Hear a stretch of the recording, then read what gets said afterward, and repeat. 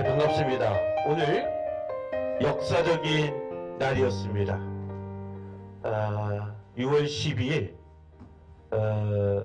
우리 결의의 운명 앞에 새로운 평화체제의 이정표에 다시 올랐습니다. 하하 인문학 강좌 32강입니다.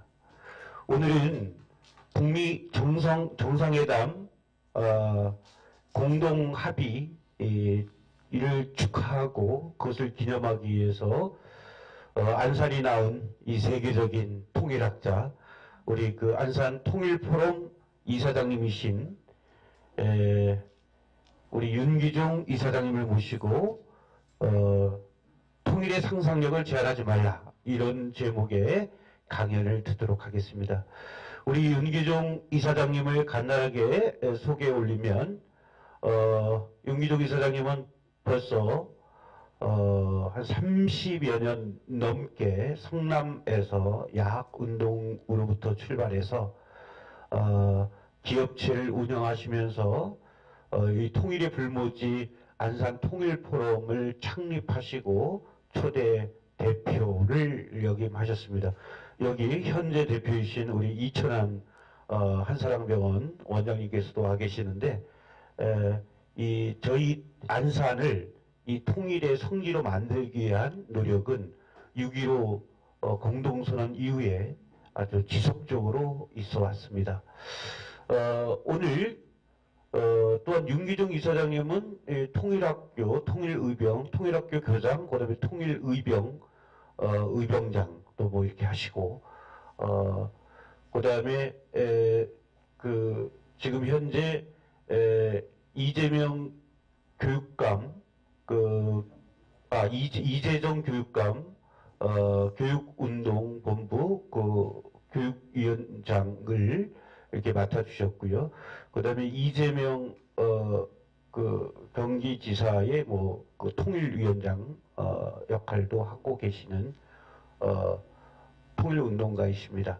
앞으로 우리 윤기중 선생님께서 통일과 평화를 위해서 더욱더 큰 일을 많이 하실 날이 오늘 북미 정상회담으로 더욱더 열렸다고 생각을 합니다. 자, 우리 윤기중 이사장님과 함께 통일의 상상력을 제한하지 말라, 뜨거운 속벽으로 시작해 보도록 하겠습니다.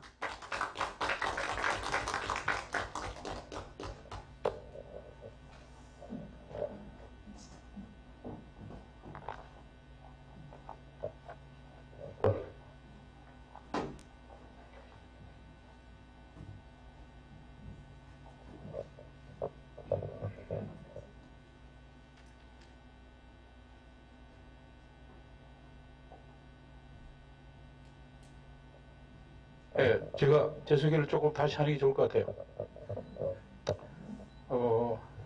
특별히 여기 제가 한국 YMCA 전국연맹 부이사장으로 있으면서 한국 YMCA가 지난 100년간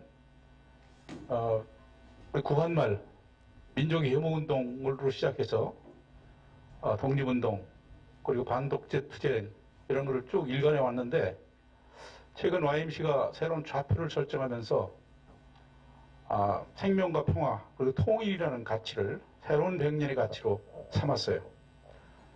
그래서 각 지역 YMC별로 이 통일운동단체를 YMC가 이제 본격적으로 결성하기 시작했는데, 그 결성체의 통일운동 YMCA 전국연맹 통일운동협의회 공동대표를 맡고 있습니다. 이재정 장관은 제가 장관 때부터 오래전에 아시는 분이라, 사실은 저도 구의원 선생을 지지해서 진보 단일화할 때 돈 1,000원도 내고 참여를 했었는데, 그 구의원 선생이 그걸 이제 이재정 교육감이 알고 아무 소리 못하고 있다가, 그것이 정리되는 날 밤에 10시쯤 저한테 전화 와서 선거 공동본부장을, 본부위원장이죠, 맡아달라고 그래서 열심히 뛰고 있습니다. 송지명 후보도 굉장히 좋은 분이니까 여러분은 좋은 분 골라서 찍으십시오. 혹시 결정 안 하신 분은 이재정을 고민해 주십시오. 특별히 한 가지만 더 말씀드리면 제가 남북민간교류협의회 부의사장인데 남북민간교류협의회라는 거는 1980년 후반에 그 엄혹했던 시절에 남북민간교류를 처음으로 시작한 한반도에서 그런 단체입니다. 지금은 뭐 우리 민족끼리 결의 하나 되기, 민화협 뭐 이런 단체들이 많이 있는데 그것보다 훨씬 먼저 시작했던 단체고요. 그런 관계로 제가 북을 여러 번 갔다 왔어요. 여러 번 갔다 와서 주로 이제 대북 지원 사업, 협상차, 또 협의차, 또 우리가 지원하는 것을 확인하기 위해서 확인차 이렇게 많이 다녀와서 그런 경험들을 오늘 조금 더 여러분들한테 설명할 수 있는 기회가 있었으면 합니다. 아까 들으신 노래는 모란봉 악단의 단숨에라는 노래예요.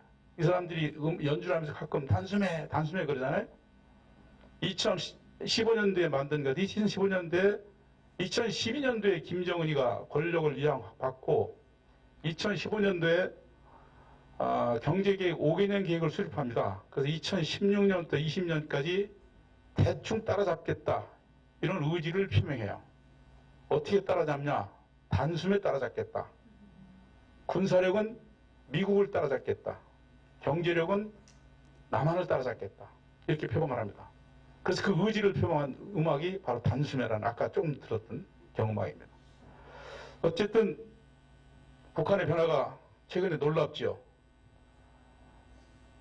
이거는 제가 특별히 이걸 설명을 잘 안 하는데 이 사진은 지금 봐도 저는 눈물이 나는 사진이에요. 이 사연이 있는 사진이어서 가져왔어요. 여러분 중에 많은 분들이 그 교편을 잡고 계신데 이분이 이게 이제 남북 협상을 한참 할 때, 그러니까 민주정부 시절이죠. 적어도 박근혜 이명박 시절은 아니에요. 그러니까 이게 2015년으로 기억하는데 2015년 13년 전 얘기인데 이분이 1인 남성고등학교 재단 이사장이었어요. 그때. 지금도 재단 이사장인지 모르겠어요. 이분이 그 부인이고 이게 이제 북측 대표들이고 남측 대표 여기서 다남산 여관 개성에 있는 다남산 여관에서 협상을 하고 제가 협상단 대표로 협상을 하고 이 사진이 중요한 게 아니라 그게 이제 한 달에 한 2번 정도 이렇게 협상을 했습니다. 이 전에 그게 제 말씀 사진이 없어 그런데 이분의 난 1인 남성고등학교 설립하신 분이 이분의 어머니예요, 어머니. 근데 그 남편분이 개성 사람이에요. 황해도 개성분 남편이. 근데 요 전에 갔을 때는 그분이 오셨어. 가끔 우리가 협상을 하면서요. 협상에 관계하는 사람 중에서 나 좀 데려가 주십시오. 이렇게 목매다는 사람이 있어요. 그런 분들 실제 끼워 넣습니다. 다음에 협상하면은 제가 약속한 게 저 김태창 안산타임스 국장님. 예를 들면 협상하러 가면 우리 협상단에 저런 분들 한두 분을 끼워줘요. 그러면 전부들이 르포도 쓰기도 하고 그러니까 그렇게 하기도 합니다. 물론 이제 경비는 자기 경비는 자기가 내야죠. 이렇게 하는데 이전에는 이 남성고등학교 설립자 남편이신 분을 모시고 왔는데 그분이 하도 그렇게 가자고 그래가지고 모시고 갔어요. 근데 공단에서 개성 시내까지가 약 20km가 조금 안 됩니다. 근데 개성 시내에 들어가기 전에 다리가 하나 있는데 개울이 흐르고 그때만 해도 그 개울에서 빨래하고 그랬어요. 우리 어릴 때 어머니들이 개울가에서 빨래했잖아요.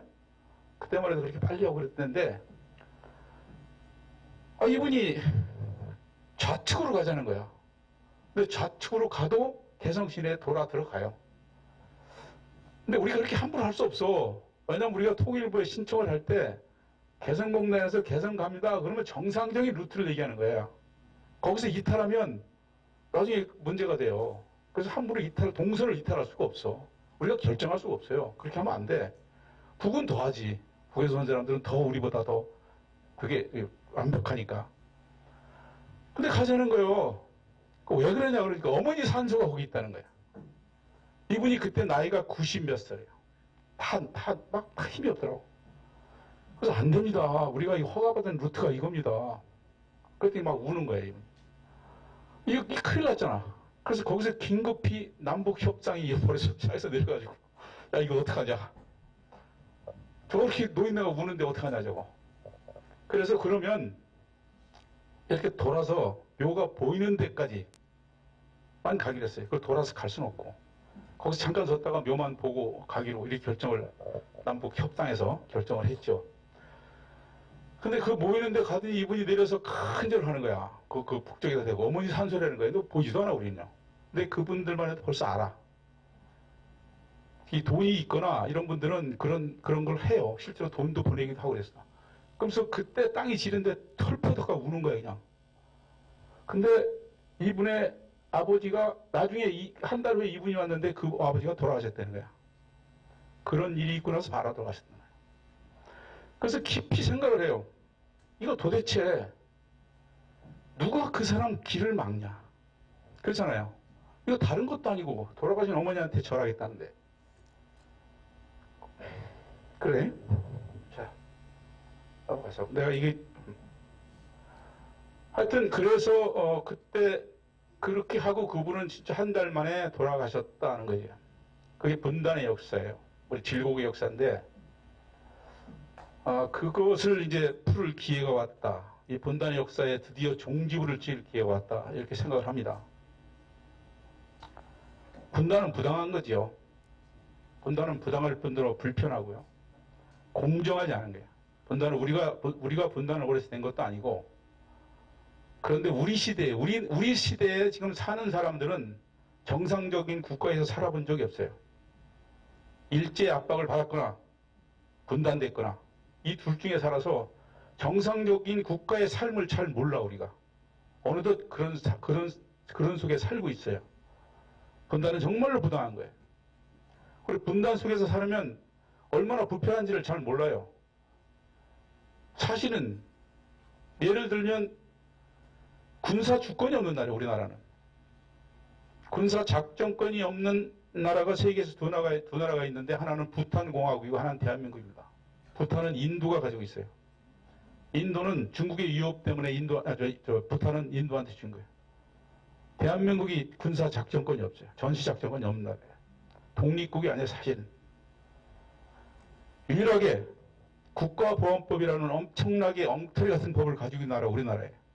제가 아까 얘기했지만 북을 여러 번 가서 뭐 아이들한테 공도 주고 뭐 초콜릿도 주고 그렇게 해왔는데 국가보안법이 왜 엉터리냐고 그러냐면 국가보안법은 귀에 걸면 귀걸이고 코에 걸면 코걸이라서 그래요. 예를 들면 내가 진짜 축구공을 줬어요. 근데 아이들이 갖고 놀면 아무 문제가 없는데 그 공으로 군인들이 체력 단련하면 내가 전략물자를 준 사람이야. 얼마나 코미디야 이게 코미디. 제가 항생제를 줬는데 아이들이 먹으면 별 문제 없어. 그걸 군인들이 먹으면 내가 전략물자를 준 거예요. 전략물자를. 이렇게 걸면 거는 거예요. 이게 국가보안법이에요. 우리나라. 국가보안법이 있는 유일한 나라지요. 분단 때문에 우리가 겪는 건 경제적 저평가예요. 여러분 삼성전자 주가뿐만 아니라 국제시장에 상장된 대한민국 모든 주가는 30% 내지 50% 저평가되어 있습니다. 4.27 남북회담이 있은 후에 국제시장에 상장된 우리나라 주가들이 폭등을 했는데 이게 폭등한 게 아니라 사실은 제자리 찾아가는 거예요. 그만큼 코리아 디스카운트 돼 있었어요. 왜 그래? 국가보안법 때문에 그래. 우리나라는 외국에 나갈 때 자전거를 타거나 차를 가지고 가거나 기차를 타고 갈 수가 없어요. 우리는 비행기 아니면 배를 타고 갈 수밖에 없어요. 섬 아닌 섬속에 살아요. 왜 그래? 국가보안법 때문에 그래. 국가보안법이 분단됐기 때문에 이 분단을 깰 수 있는 기회가 왔다는 거예요. 오늘 싱가포르 정상회담의 합의문이 마무리가 돼서 공부하는 차원에서 한번 봅시다. 공부하는 차원에서. 중요한 거는 조선민주주의 인민공화국이 그의 체제 보장에 대해서 한반도의 완전한 비핵화에 대해서 상호 합의했다는 거예요. 그러니까 체제 보장과 한반도의 비핵화가 사실은 이제 빅딜이 된 거예요. 빅딜이. 합의를 한 거니까. 그리고 중요한 게 또 하나는 양국 간 새로운 관계를 설정하기로 합의했다는 거예요. 관계 정상화를 합의한 거죠. 관계 정상화에 합의한 겁니다. 그리고 항구적인 평화체제를 구축하는 것과 함께 이런 노력을 기울일 것이다 그랬어요. 이게 평화체제를 구축하게 평화를. 세 번째는 이게 지금 오늘 조금 전에 발표한 겁니다. 보시면 판문점 선언을 재확인하며 한반도의 완전한 비핵화의 진전을 들어 비핵화 협약 이거는 완전한 비핵화. 그리고 마지막에 유해발을 고려하는 것. 이 네 개 조항이 아까 발표한 싱가포르 정상회담 합의문입니다. 사실은 싱가포르 정상회담 합의문은 어쨌든 평화체제로 가야 되는데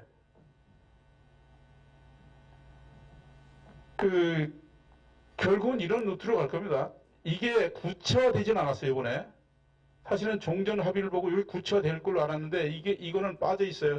빠져 있고 포괄적으로 비핵화하고 체제 보장으로라고 이제 문서화되어 있는 거예요. 구체화되진 않았어요. 이거를 구체화시키는 미국 측 요구였습니다. 그래서 저는 합의문을 보고 북측에 좀 유리하겠다. 트럼프가 미국으로부터 미국 내에서 약간 비난을 받겠다는 생각을 했어요. 진짜인지 아닌지 내년에 기사를 보면 알 거예요. 합의 내용만 봐서는 북측이 조금 유리하게 작성된 게 아닌가 하는 생각이 들었습니다. 어쨌든 트럼프가 그런 얘기를 했어요. 조만간 실제로 종전선언이 있을 것이다 그랬어요. 오늘 기자회견 하면서 그런 얘기를 하더라고요. 내가 또 차에서 들으니까. 그러니까 종전선언이 있을 거예요. 트럼프는 워낙 쇼맨십이 강한 사람이라 제 말이 틀리는지 안 틀리는지 모르겠는데 3자 종전선언 할 겁니다. 한, 미, 아니 남북, 미 간에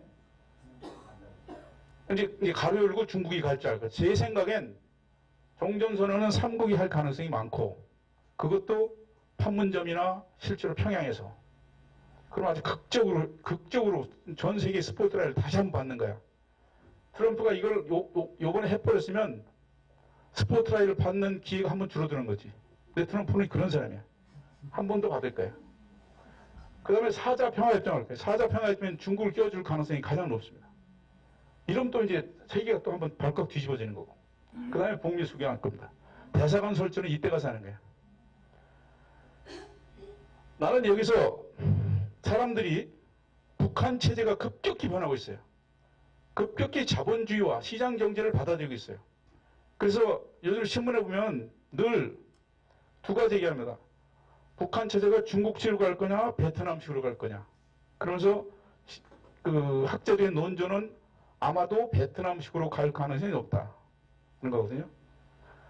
근데 저는 싱가포르식으로 갈 가능성이 매우 높다고 생각해요. 싱가포르를 택한 이유가 있어요, 이 사람들이.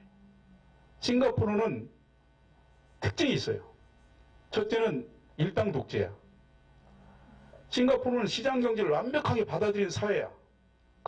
그런데 아주 엄격한 일당 독재야. 인민행동당이 다 장악하고 있어요. 싱가포르에 가면 담배 하나 잘못 버리면 500불이야, 500불. 벌금. 다 알죠? 싱가포르 가보셨잖아. 북에 가서 금강산에서 침 한 번 잘못 뱉으면 200불, 100불이야. 그런 점에서 매우 닮아 있어요. 싱가포르의 국보가 이광효야, 이광효. 근데 지금 수상이 누구예요? 이선용이라고 그 자식이야. 장남이야. 얘는 세대가 집권하는 거예요, 지금. 그 점에서 매우 닮았어요.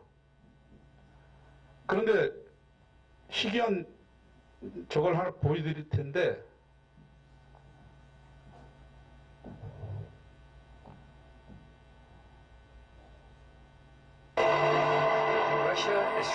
러시아는 빠르게 성장하는 아시아로 경제축을 옮겨 국가 경제를 부활시키겠다는 목표를 가지고 있습니다. 이 짐 로저스의 짐 제가 볼 로저스. 때 이런 러시아의 전략은 매우 현명한 것 같습니다.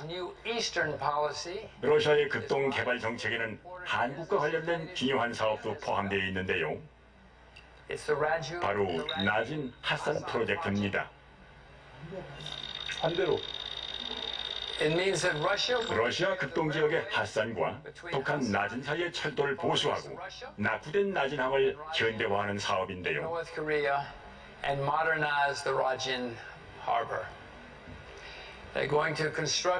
이렇게 해서 남북 러의 물류 네트워크를 조성하겠다는 겁니다. 그러나 현재 나진 핫산 프로젝트는 중단된 상황이죠. As you know, 여러분도 아다시피 남북 관계가 악화되면서 모든 경제 교류가 끊어졌기 때문입니다. between the two Koreas. But to me, 그런데 제가 볼 때 나진 하산 프로젝트는 단순히 남북으로의 물류 네트워크만 목표로 한 게 아닙니다. once the exchange between 나진 핫산 간의 교류가 활발해지면 향후 한국은 러시아와 북한을 통해 유라시아 진출의 발판을 마련할 수 있게 됩니다. and North Korea. Right now, 75% 현재 유라시아 대륙에는 세계 인구의 75%가 모여 있고 their GDP GDP는 42조 달러에 달합니다. trillion US dollars. That's more than 전 세계 GDP의 60%가 넘는 수치입니다. Imagine if Korea is the only country that's left out of that trade track. Korea will fall behind in Asia. So many countries are 지금 eager. 유라시아 대륙에서는 경제 주도권을 잡기 위한 경쟁이 어느 때보다 이게 치열합니다. 우리 시간이 없으니까 다른 거 들어봅시다. The country 지금 제가 드리고자 하는 거는 이 싱가포르 관련해요. 싱가포르.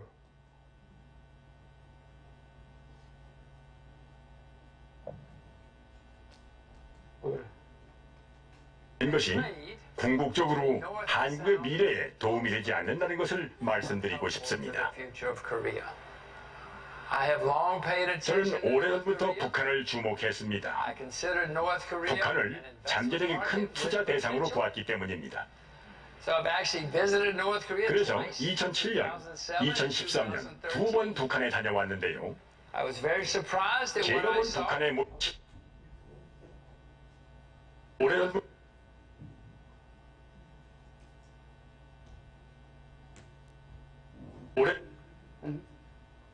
오래전부터 북한을 주목했습니다. I considered North Korea 북한을 잠깐만. 이걸 봐야 돼서. Russia is trying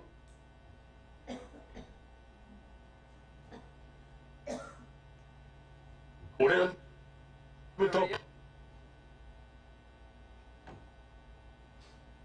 하지 않는 왜 이래? 것이 궁극적으로 한국의 미래에 도움이 되지 않는다는 것을 말씀드리고 싶습니다. the future of Korea. I have long paid attention 저는 to North 오래전부터 Korea. 북한을 주목했습니다. I considered North Korea 북한을 an investment 잠재력이 큰 market 투자 대상으로 potential. 보았기 때문입니다. So I've actually visited North Korea 그래서 twice. 2007년, 2013년 두 번 북한에 다녀왔는데요. I was very surprised at what 제가 I 본 saw. 북한의 모습은 놀라웠습니다. This is Pyongyang. 이것은 북한 평양의 여명거리입니다. Last April, 지난 North 4월 Korea 북한이 외국 기자들에게 이 거리를 공개했습니다. You can see a very modernized 초고층 street 건물들이 with 들어선 high-rise buildings. 현대적인 모습인데요. It's very surprising. 과거 북한에서는 볼 수 없던 놀라운 변화입니다. In the past. In some reasons, like Rajan, 또 낮은 선동 등의 북한 지역에서는 해외 자본을 적극적으로 유치하고 있습니다. foreign capital. If possible, I would like to 저는 invest 가능하기만 하다면 당장 북한에 투자하고 싶습니다. but it's illegal for an 하지만 American to 미국인인 invest in 제가 North Korea. 북한에 투자하는 건 불법입니다. Whenever I have a chance, 그래서 저는 기회가 될 때마다 북한의 한정판 주화를 사 모으는데요. very hard to get, very hard, but these are 이게 North 바로 Korean 북한 coins. 주화입니다. Collecting 와서 한번 보시죠. Collecting North Korean coins is the best investment that I can make for now. 현재로선 이렇게 북한 주화를 모으는 것이 제가 할 수 있는 최선의 투자죠. North Korea is rapidly 북한은 changing. 빠르게 변화하고 있습니다. Businesses are 민간이 경영하는 starting 사업체도 생기고 있는데요. is reported that 여기서부터 잘 들어보세요. 평양의 상점과 싱가포르하고 북한하고 어떤 관계인가? 개인이 잘 자금을 나타냅니다. 투자에 운영하는 곳이 있다는 보고도 있습니다. and they even have 또 dispatches 북한 where 주민들을 they 해외로 내보내 경영 교육을 시키기도 합니다. business management. In Singapore, there's a 현재 non-profit 싱가포르에는 organization 조선 called 교역이라는 Joseon 비영리 단체가 있습니다. 이 단체는 북한에서 보낸 사람들을 대상으로 창업 교육을 합니다. 북한 주민들이 싱가포르에서 그럼 여기서 창업 교육을 받고 있어요. 교육의 대표 제프리 씨를 만나보겠습니다. in Singapore. Glad to meet you, Jeffrey, again. 반가워요. 이거 Please 청중들에게 introduce 인사 yourself to the audience 부탁드립니다. here. Hi Jim, my name is Jeffrey. I'm the chairman and founder of Chosun Exchange. We are a Singapore-based non-profit organization and we work towards building the first generation of startups in North Korea. To do that, we run training programs in entrepreneurship and economic policy in North Korea. Have any of your participants actually started businesses in North Korea? We have a lot of North Koreans who have business plans, who want to go out and do it.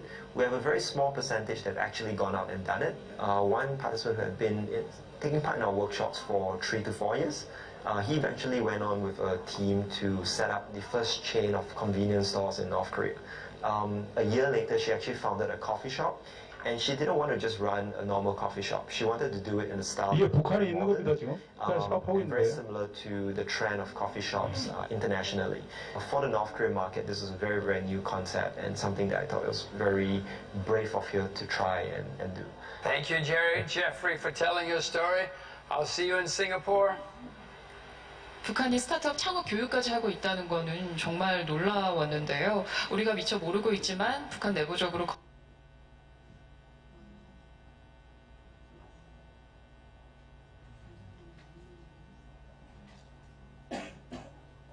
자, 아까 말씀드렸던 북한이 저는 개인적으로 싱가포르 모델을 닮아갈 가능성이 매우 높다 이렇게 보고요. 그 북한 체제의 정당성도 싱가포르에서 우리가 읽을 수가 있고, 심각한 문제는 뭐냐면 북한에서 싱가포르로 창업 교육을 보내는 사람들이 누구겠어요? 북한의 소위 우리로 말하면 주류 세력 아무나 가겠어요?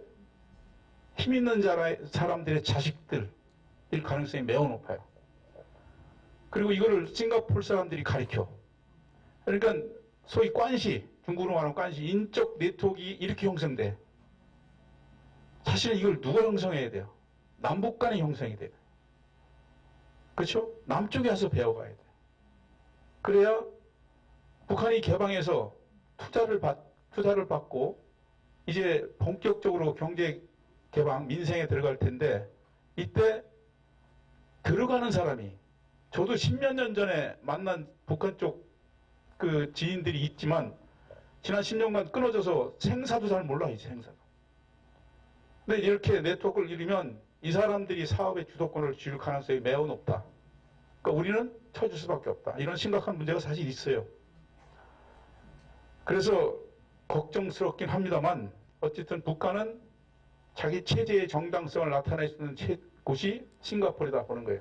중국이 아니고 베트남도 아니고 싱가포르다 보기 때문에 그쪽하고 유대 관계를 가져갈 가능성이 매우 높습니다. 북한이 개혁 개방을 하면 사실은 이미 중국의 초기 단계를 넘어섰다고 하죠. 북한의 개혁 개방은 넘어섰다고 하는데, 개혁 개방을 하면 엄청난 경제 성장을 이룰 수가 있다는 거예요. 특히 북미 간의 조미 간의 관계만 정상화시키면 그렇게 할 가능성이 있다는 건데, 세계적으로 저개발 국가가 아주 고도의 성장을 이룬 나라의 대표적인 게 한국하고 중국입니다. 한국하고 중국이 극도의 고성장을 했던 나라들이에요. 그런데 우리 한국하고 중국의 특징이 있습니다. 첫째는 국가 주도의 경제 개발했어요. 사실은 국가 주도의 경제 개발은 자본주의 국가에 사는 게 아니에요. 시장 경제하고 맞지 않는 거지. 그건 사회주의 국가에 사는 것이 맞는 거죠. 근데 그걸 택했어. 그렇게 성장을 한 거고요. 두 번째는 예자를 유치했어요. 예자. 그 투자를 많이 받았어요. 세 번째는 저임금 기조로 경제 개발한 거예요. 네 번째는 저고가, 쌀값을 동결하거나 낮췄어요. 그러니까 이 두 나라가, 한국을 포함해서 중국이 극성장할 수 있는 거는 저임금과 저고가, 노동자, 농민의 희생에 의해서 됐다는 게 정통적인 학설이에요. 이건 학설이에요, 학설. 연구하는 사람들이 다 그렇게 보는 거예요. 실제로 그렇고. 그런데 북한은 거기 하나 더 있어. 뭐 있어요? 자원이 있어, 자원이. 우리는 없었잖아, 자원이. 그러니까 실제로 북한이 개혁개방이 들어가면 1년에 50% 성장도 가능한 나라가 북이라는 거야. 그렇게 봅니다. 1년에 50% 성장도 가능. 그러니까 김정은이가 단순에 따라잡겠다는 거야. 남조선 단순에 따라잡을 수 있다고 그런 거예요. 그렇게 큰 소리 치는 거예요. 실제로 그럴 가능성도 있다고 보는 거예요. 그런데 그렇게 해 갈 때 우리의 영향력이 크지 않다는 게 지난 10년간의 단절 때문에 그런 거죠. 그런 아쉬움이 큽니다. 자, 어쨌든 우리가 종전으로 가요. 종전으로. 그리고 평화체제로 갈 겁니다. 이럴 때 상상을 해보죠. 상상을. 지금부터 상상을 한번 해봅시다. 이건 그냥 상상하는 거예요. 첫째는 국방예산을 한번 상상해 봅시다. 국방예산이 지금 43조, 국가재정이 14.3%인데 전력운용비가 29조 8천억, 방위력 개선, 이게 무기구입배예요. 13조. 상상해 봅시다. 평화, 종전이 돼서 평화로 가면 적어도 뭐는 없어져야 돼. 이건 없어져야 돼, 이거. 이걸 다른 데 돌리면 되죠. 제가 정확히 모르는데 어디서 들었는데 대학생 반값 등록금이 1년에 5조원 되는데, 5조. 맞아요? 선생님들 계시잖아. 그리고 그 아이들 지금 주지 못한 아이들 점심 주는데 1조원 된대, 1조. 그러면 이거 1년에 5천억만 이건 쓰자. 이게 전력 운영면에 쓰다. 근데 평화체제니까, 종전체제니까 이건 필요 없잖아. 이것만 가지면 반값 등록금 다 하고 급식 다 줘도 되는 거예요. 반밖에 안 돼요, 반밖에. 휴전선이는 종전됐는데 휴전선이 왜 필요해? 종전선이라고 그럴 수도 없잖아. 휴전선에는 말이 필요 없어. 그냥 경계선이야. 그리고 종전됐잖아. 그러면 휴전선을 중심으로 비무장지대, 이건 정말 비무장지대가 돼야 돼. 그리고 비무장지대 주변에 100만이라는 대군들이 엄정한 무기를 가지고 있는 이 현상도 없어져야 돼. 우리가 상상을 하는 거예요, 지금. 상상을. 그렇죠? 없어져야 되겠죠. 이런 상상을 해봅니다. 주한미군 철수가 와야 돼. 왜냐면 주한미군이나 소위 유엔군은 그 목적이 북한에 대한 전쟁 억지력이거든요. 그러니까 정전이 됐어, 평화협정. 이거 상상을 해보자고. 그러면 주한미군은 어떻게 돼? 목표가 없어지는 목표가. 제일 곤욕스러운 게 뭐냐면 미국 사람들이 미국이 주한미군은 중국용이 아니라고 그래. 대북용이라고 얘기하잖아요, 늘. 중국에서 뭐라고 시비를 걸면 난 너희들하고 관계없다. 북한 전쟁 억지력이다. 이렇게 얘기하잖아. 그러면서 중국이 야, 이제 종전됐고 평화협정 됐으니까 니네 나가라 그러면 어떡할 거야? 니네 때문에 있다 이럴 수도 없잖아요. 아주 난처한 입장에 처합니다. 상상을 해보는 거야, 상상을. 합동군사훈련이요. 실제로는 100일이지만 키조르보, 맥스 안더스, 울티프리덤 지금 랜덤 훈련하고 있어요. 랜덤 훈련. 해군 훈련, 랜덤 훈련하고 있어요. 근데 이게 한미 합동군사훈련만 연 100일이지 한국군이 간접적으로 지원하는 훈련도 있어요. 예를 들어서 미일 해군 훈련에도 한국이 간접적으로 지원해요. 필리핀하고 훈련할 때도 간접적으로 지원합니다. 간접적으로 참가해요. 기지를 주거나 공군 비행장을 빌려주거나 공군 비행장을 뜨게 하거나 이것까지 치면 365일이에요. 미국과의 군사훈련이 365일이라니까요. 상상을 합시다. 이게 필요한가 이제? 이게 필요할까요? 이게 필요 없습니다. 이건 안 한다고 그랬어요? 이게 이제 상상이 현실이 되는 거야. 안 한다고 발표했대. 그러니까 상상이 현실이 되는 거예요. 이런 겁니다. 3만 명의 새터민들이 유입될까요? 새터민들이 유입되면 불법 국경선 침해 위반죄. 그죠? 지금은 적대 관계니까. 여러분, 키 리저브 훈련이 사실은 끔찍한 훈련입니다. 키 리저브 훈련하면 북이 엄청나게 긴장을 해. 왜 긴장을 하냐면요. 키 리저브 분이 3가지 훈련합니다. 주요 훈련이. 잘 알잖아요. 상륙작전 하죠. 상륙작전. 상륙작전은 공격훈련인데 상륙작전은 가로 열고 평양 점령훈련이에요. 아니 이쪽 훈련하는 사람들이 평양 점령하겠다는 거야. 그 다음에 키 리저브 훈련에 누가 참가합니까? 소위 참수부대가 참는 거예요. 참수부대. 오사마 빈 라덴 이런 후세인 카다피를 제거했던 참수부대가 실제 참가해요. 그러니까 북쪽 지도부의 목을 따겠다는 거야. 참수하겠다는 거야. 그러니 북이 긴장 안 하겠어요? 세 번째는 핵폭탄 투하 훈련합니다. 강원도 영월하고 군산 앞바다 직도에 핵폭탄 투하 훈련해요. 이게 키 리졸브 훈련이야. 그러니까 키 리졸브 훈련하면 북이 경기를 일으켜요. 경기를. 그리고 방어 훈련이라고 그래요. 눈 가리고 아웅하는 건데 이게 이제 필요가 없어질 거예요. 자, 이렇게 상상을 해봅니다. 그 다음에 중요한 게 남북 경협과 북방 경협이죠. 이제 종전 이후에는 틀림없이 남북 경협과 북방 경협이 활성화될 것이다. 이렇게 봅니다. 우리가 아까 우리 이천원 원장님이 그러셨는데 좀 전에 방송을 했다는 전 못 들었는데 훈련을 뭐 안 하기로 했다고. 안 하기로 하는 게 맞아요. 할 이유가 없어요. 평화체제인데 훈련을 왜 합니까? 그런 건데 이게 이제 꿈이 희망으로 또 희망이 현실로 나타나는 거죠.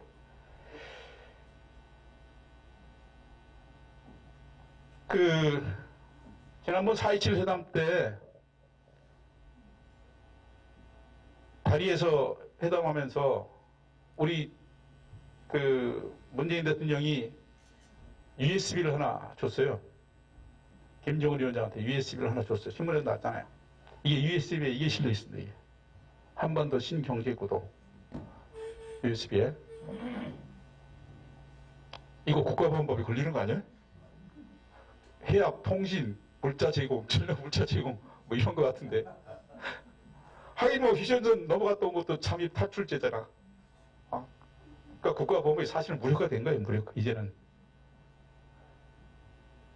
여기서 중요한 게 바로 H형 벨트인데요. 제일 중요한 위치가 여기 인천 쪽이랍니다. 인천 쪽. 이 접점, 만나는 지역. 근데 이게 안산도 들어가요. 안산. 그래서 여러분 안산에 희망을 가져라. 남북 교류 협정 활성화되면 안산이 훨씬 더 살기 좋은 도시다. 2014년도에 어떤 일이 있었냐면 미국 이게 핵무기가 핵실험하는 바람에 깨져서 그런데 MOU를 하나 맺었어. 그때 제가 그 자료를 보고 깜짝 놀라서 강의도 했었는데 2014년도에 개성에서 신의주까지 왕복 8차선 도로 가운데 고속전철을 놓는 거를 중국에 있는 SPC 회사하고 MOU를 맺었어요. 그게 240억 달러야. MOU 맺은 내용이 240억불을 들여서 중국이 왕복 8차선 가운데 고속철도를 개성하고 신의주에 놓고 광산 채굴거를 4개나 5개를 가져가요. 여기 보면 히토류, 니켈, 아연, 광산 개발권을 가져가고 30년간 운영권, BOT니까 건설하고 오퍼레이팅하고 트랜스하는 거니까 30년간 운영권을 가져가는 조건이었어요. 그런데 핵 실험하는 말이 깨져서 그런데 이게 만약에 이루어졌으면은 골치 아픈 거예요. 왜냐면 앞으로 남북이 활성화되면 이 도로를 우리가 이용하잖아.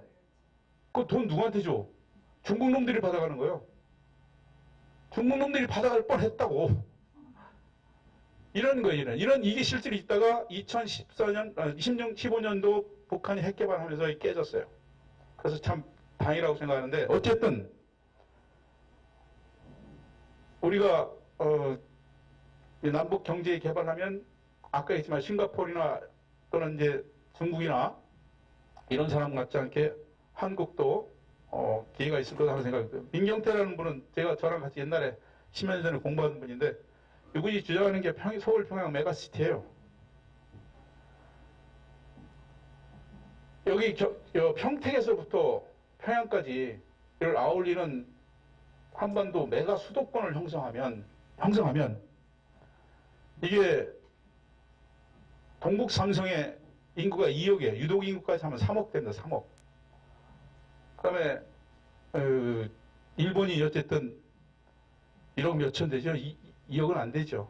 그다음에 러시아가 있고 특히 우리로 봐서는 서해지, 중국으로 봐서는 동해인데 이 동해 해안에 늘어져 있는 천진, 상하이, 위에하이, 청도, 칭다오 이런 데들 이런 도시 7, 8억, 6억에서 7, 8억. 이 도시를 아우르는 중심권이 된다는 거예요, 중심권. 그러면 세계의 힘이 동부화로 옮겨지면 사실은 전 세계의 중심권이 된다는 거예요. 아까 짐 로저스가 얘기한 대로 전 세계 65%의 중심권이 될 수가 있다는 거예요. 남북이 협력하면 그렇다. 남북이 분단해 싸우면 이건 영원히 꿈일 수밖에 없는 거죠. 근데 이게 꿈이 현실로 일어나고 있다. 이렇게 보시면 됩니다. 통일을 상상해 봅시다. 통일을. 쭉 내가 몇 시까지 잡죠?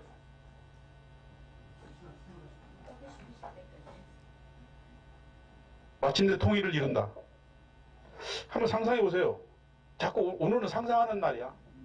상상해 보시라고. 어떻게 될까? 일부에서 이렇게 주자. 통일 당일은 북한 체제 붕괴될 거다. 그리고 일부에서는 양국 체제가 당분간 갈 거다. 그리고 마침내 통일을 이룰 거다. 국가연합으로 가다가 연방국가로 가다가 그리고 마침내 하나 되는 통일로 갈 거다. 상상해 보세요. 이건 답이 없습니다.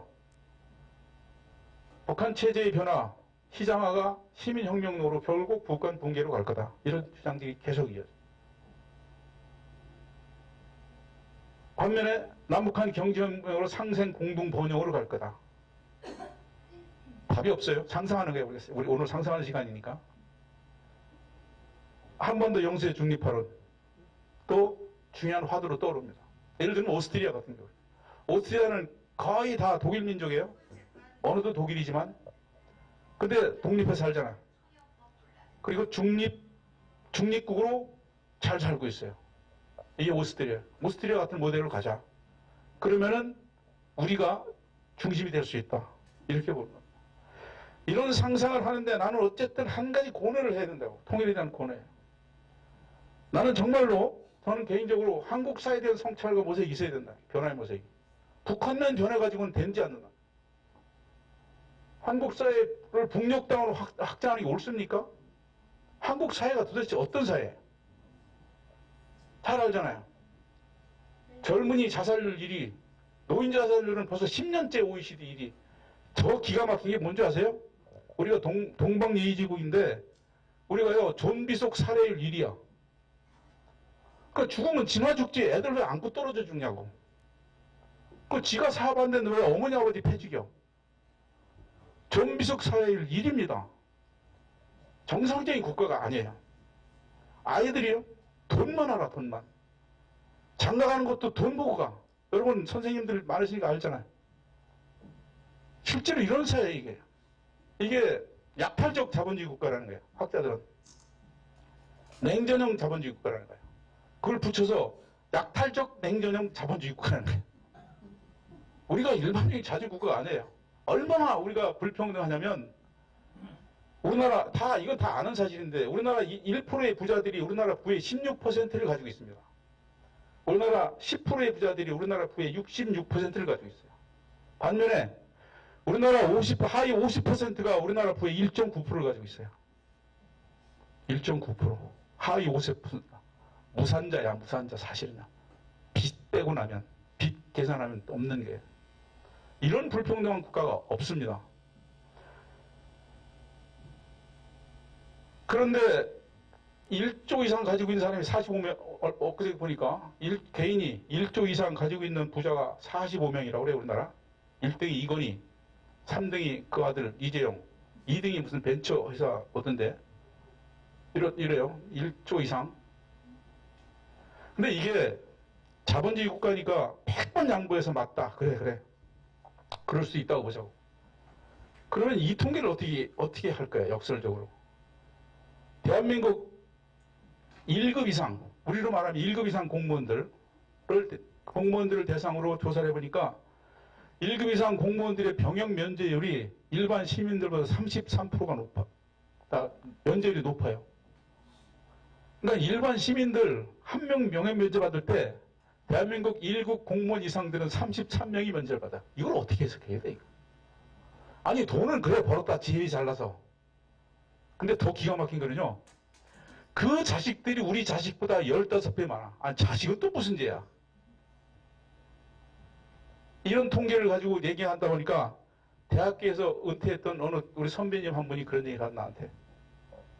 윤 이사장, 내가 조사는 안 해봤는데 아마 이중 국적자가 또 꼭 그럴 거야 그러더라고. 그 비율일 거예요. 이중 국적을 가진 사람들이 꼭 그럴 거다. 그 비율일 거야. 그러니까 우리나라 상위층 1%, 10% 사람들이 33배는 많을 거다 그런 얘기예요. 실제로 이번에 조회나 뭐 하다 보니까 얘들 이중 국적인 거 다 뽑아놨잖아요. 재벌 2세들, 3세들, 4세들 군대 가는 거 봤어요 여러분? 군대 갔다는 얘기 들었어요? 안 갑니다. 이 사람들은 미국 신분을 가지고 있든 무슨 핑계를 대든. 그러니까 우리나라가 불평등하기로는 미국, 멕시코 다음에 한국이에요. 그러니까 미국식 민주주의, 미국식 시장 경제를 들어와서 그래요. 엊그저께 그 중앙대학교에 김누리 교수 와서 강의하는데 내가 옛날에 강의하던데 똑같은 말을 하더라고. 독일이 4개 정당이 있어요. 지금은 1개 정당이 대생겼어요. 그 외국에서 난민들이 들어온 바람에 극우 정당이 조그맣게 생겼어요. 근데 극우 정당이 생기기 전에 독일은 4개 정당이 있습니다. 기민당, 3인당, 녹색당, 좌파당. 당 이름이 더 레프트야. 더 레프트. 이게 당이에요. 좌파당. 이렇게 4개가 있어요. 우리나라 국회의원들이 300명, 뭐 지금은 몇 명 비지만 300명 중에 자유시장 경제를 주장하는 국회의원들은 100%예요, 우리 100%. 딱 5명만 아닐 거예요. 정의당 5명은 아마 그 시장 경제를 그렇게 주장하지 않아요. 근데 독일은 688명이야, 국회의원이. 근데 단 한 명도 자유시장 경제를 주장하는 사람이 없어요. 기민당의 정강 정책이 뭐냐면 사회적 시장 경제예요. 3인당의 정강 정책은 사회주의적 시장 정책이에요. 시장 경제. 녹색당의 정강 정책은 생태적 시장 경제. 더 레프트의 그러니까 좌파당의 정강 정책은 시장 경제에 대한 대안 마련이에요. 시장 경제에 대한 회의, 시장 경제에 대한 대안 마련이에요. 그러니까 이 사회는 건전한 사회예요. 그러니까 이 사회가 주장하는 게 뭡니까? 의료 부분은 국민들이 다 혜택을 받아야 된다. 의료. 먹고 사는 거는 국가가 해결해야 된다. 공부하고 싶은 사람은 학교 다 보내줘야 된다. 이게 세 가지는 다 국가가 하는 거 아니에요. 독일 다 그렇게 하잖아요. 대학생들 다 월급 대줘. 다 공부하고자 하는 애들은 다 학비를 대줘요. 학비를 대줬더니 무슨 일이 일어나냐면 부잣집 아들은 그 학교 공부를 열심히 하고 없는 집은 또 생활비 벌면서 애들이 아르바이트를 하니까 이러면 안 된다. 이건 불평등하다. 없는 자식한테는 생활비도 대주자. 이거 아니에요 지금. 생활비를 대줍니다. 외국인 학생 빼놓고는 다 대줘요. 원하는 사람은. 독일은 못 살아요? 아니잖아. 반면에 미국은 어때요? 나도 미국에 조금 살다가 아유 도저히 못 살겠다고 왔지만 학비가 수천만 원씩 합니다. 하버드 대학이요? 6만 불씩이에요. 6만 불씩. 학비가. 이거는 거기야말로 정말 미국이야말로 약팔적 자본주의. 우리가 자본주의를 거기서 받아들여서 이 꼴이야. 독일에서 또는 영국에서 프랑스에서 받아들여서 된다. 이렇게 하고요. 통일에 대한 고뇌입니다. 우리 사회가 그렇게 가야 된다. 통일에 대한 파괴와 과정에 대한 논의가 있어야 돼. 그래서 남북 간에도 공유할 수 있어야 돼. 우리 같은 약탈적 자본주의 사회를 북한에나 이식하는 게 옳다고 보진 않는다고 말이에요. 우리 젊은이들이 가장 쓰는 단어가 뭐예요?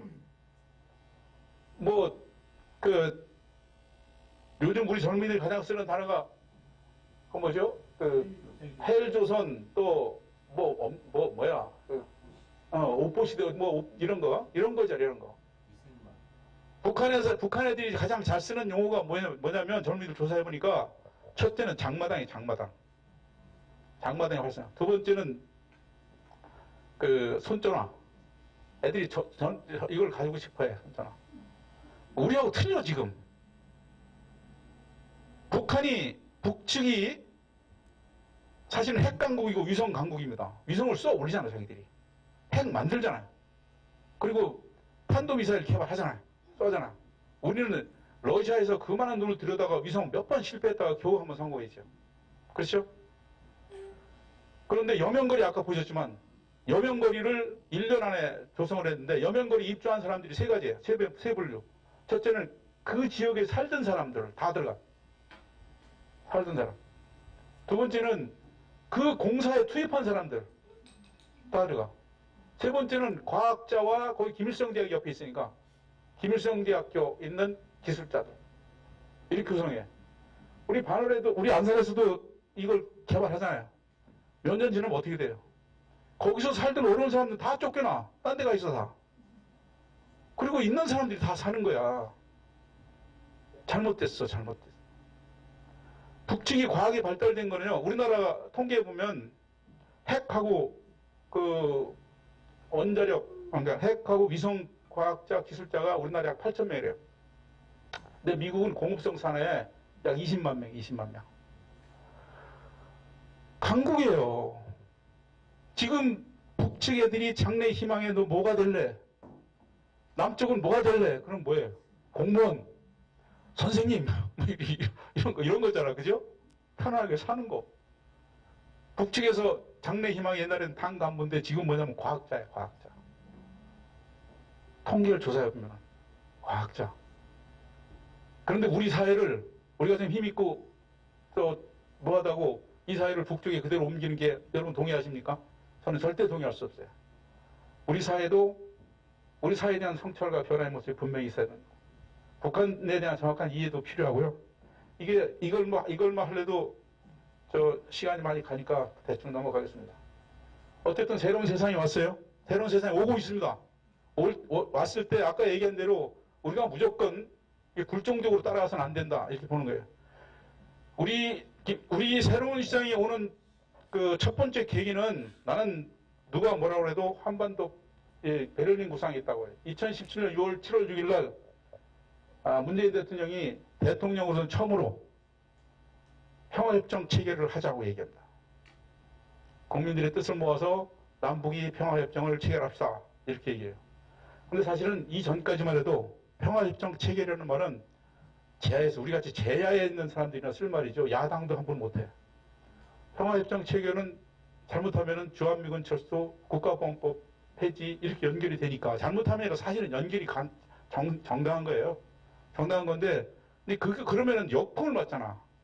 그걸 뭐 상대방에서 저놈이 그러면 너 주한미군 철수하는 거냐 뭐 이렇게 상대에서 뭐 지적하고 항의하면 이게 곤란한 데 빠지니까 함부로 못하는데 베를린 구상에서 한 번 더 평화협정 체결하자고 대통령이 처음으로 얘기해. 나는 여기서 김정은이가 진정성을 봤다고 생각합니다. 문재인에 대한 진정성을. 그러니까 이제 신년사에서 이게 국가주의 경제 남북 교류 협력을 하자고 신년사를 읽으면은 30%가 이 얘기예요. 경제 발전과 남북 교류 협력에 관해서 신년사의 30%가 이 얘기를 해요.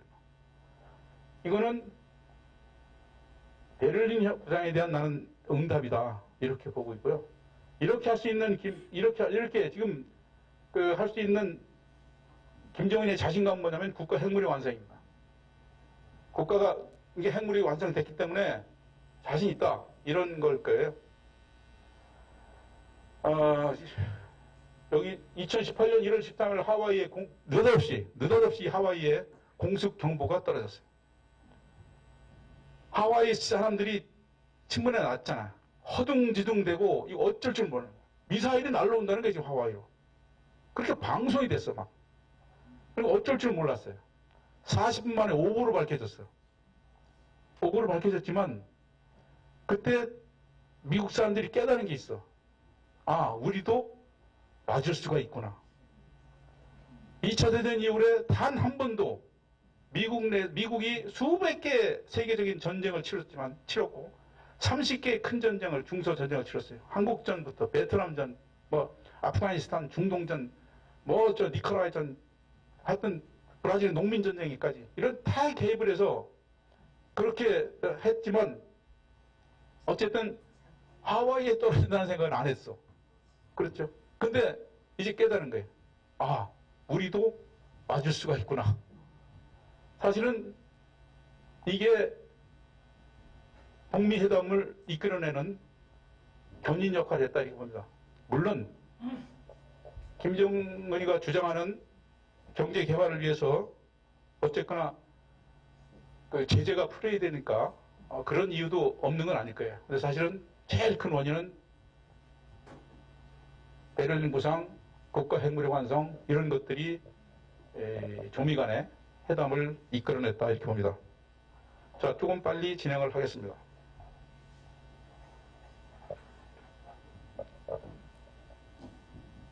이거 넘어가겠습니다. 이것도 넘어갑니다. 우리가 이 점에서 한번 해봐. 우리가 지금 여러분 보다시피 한반도의 운명을 미국이 쥐고 있어요. 그렇죠? 지금 미국이 틀면 아무것도 안 돼.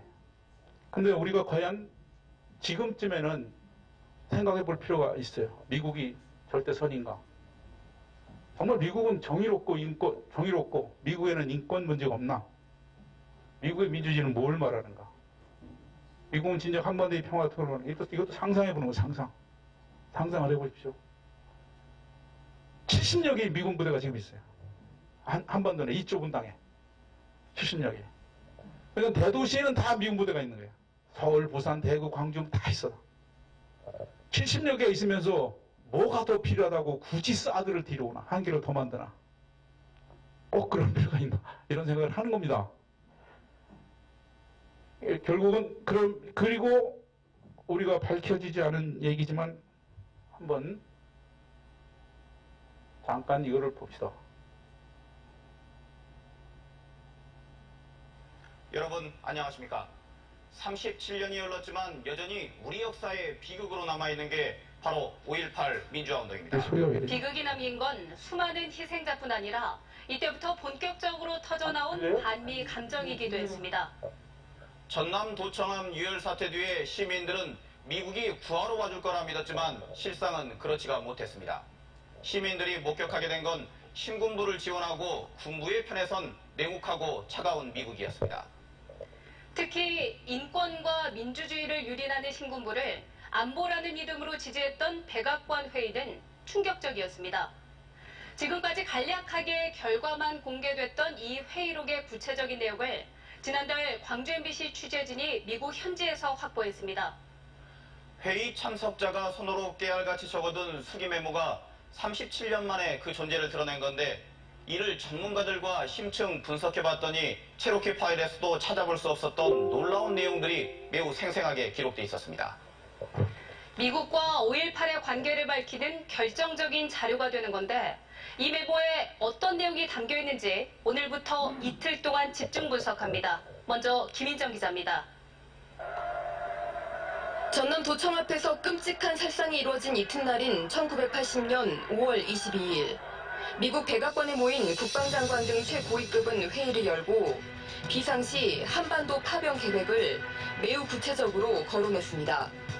파견 병력은 항모전단과 항공편대, 그리고 오키나와와 하와이에 주둔 중인 보병부대 등 지상군까지 미국의 6회 공군이 모두 포함되어 있습니다. 당시 미국 국방장관이었던 해럴드 브라운이 시위가 다른 지역으로 확산되면 한국 군부가 대규모 무력을 투입할 것이라며 이로 인해 휴전선 공백 등 상황이 악화될 경우 신군부를 지원한다는 계획을 언급한 겁니다. 한국군부대의 후방에서의 활동, 즉 신군부의 대민 진압작전을 갖다가 뒷받침해준다는 것이죠. 적극적으로. 최근 존 위컴 당시 주한미군 사령관도 같은 취지로 비상계획을 언급했습니다. 더구나 위컴의 증언에는 시위에 가담한 시민들을 진압하기 위해 미국이 군 병력을 직접 지원하는 내용까지 담겼습니다. calling for assistance to suppress the unrest. It had morphed into a bigger thing. We would have been much more aggressive in dealing with it. 5.18 당시 광주 시민군들은 부산항에 미국의 항공모함 코럴시오가 와 있다며 도움을 기대했었지만 미국이 적극적으로 도와주려 한 건 신군부였던 겁니다. 시민들의 시위 현장에 미군을 직접 투입해서 신군부의 군사적인 진압작전에 같이 동참하겠다는 것이었어요. 정말로 그간의 우리의 지식과 상상을 초월하는 굉장히 중요하고 또 가공할 사실이죠.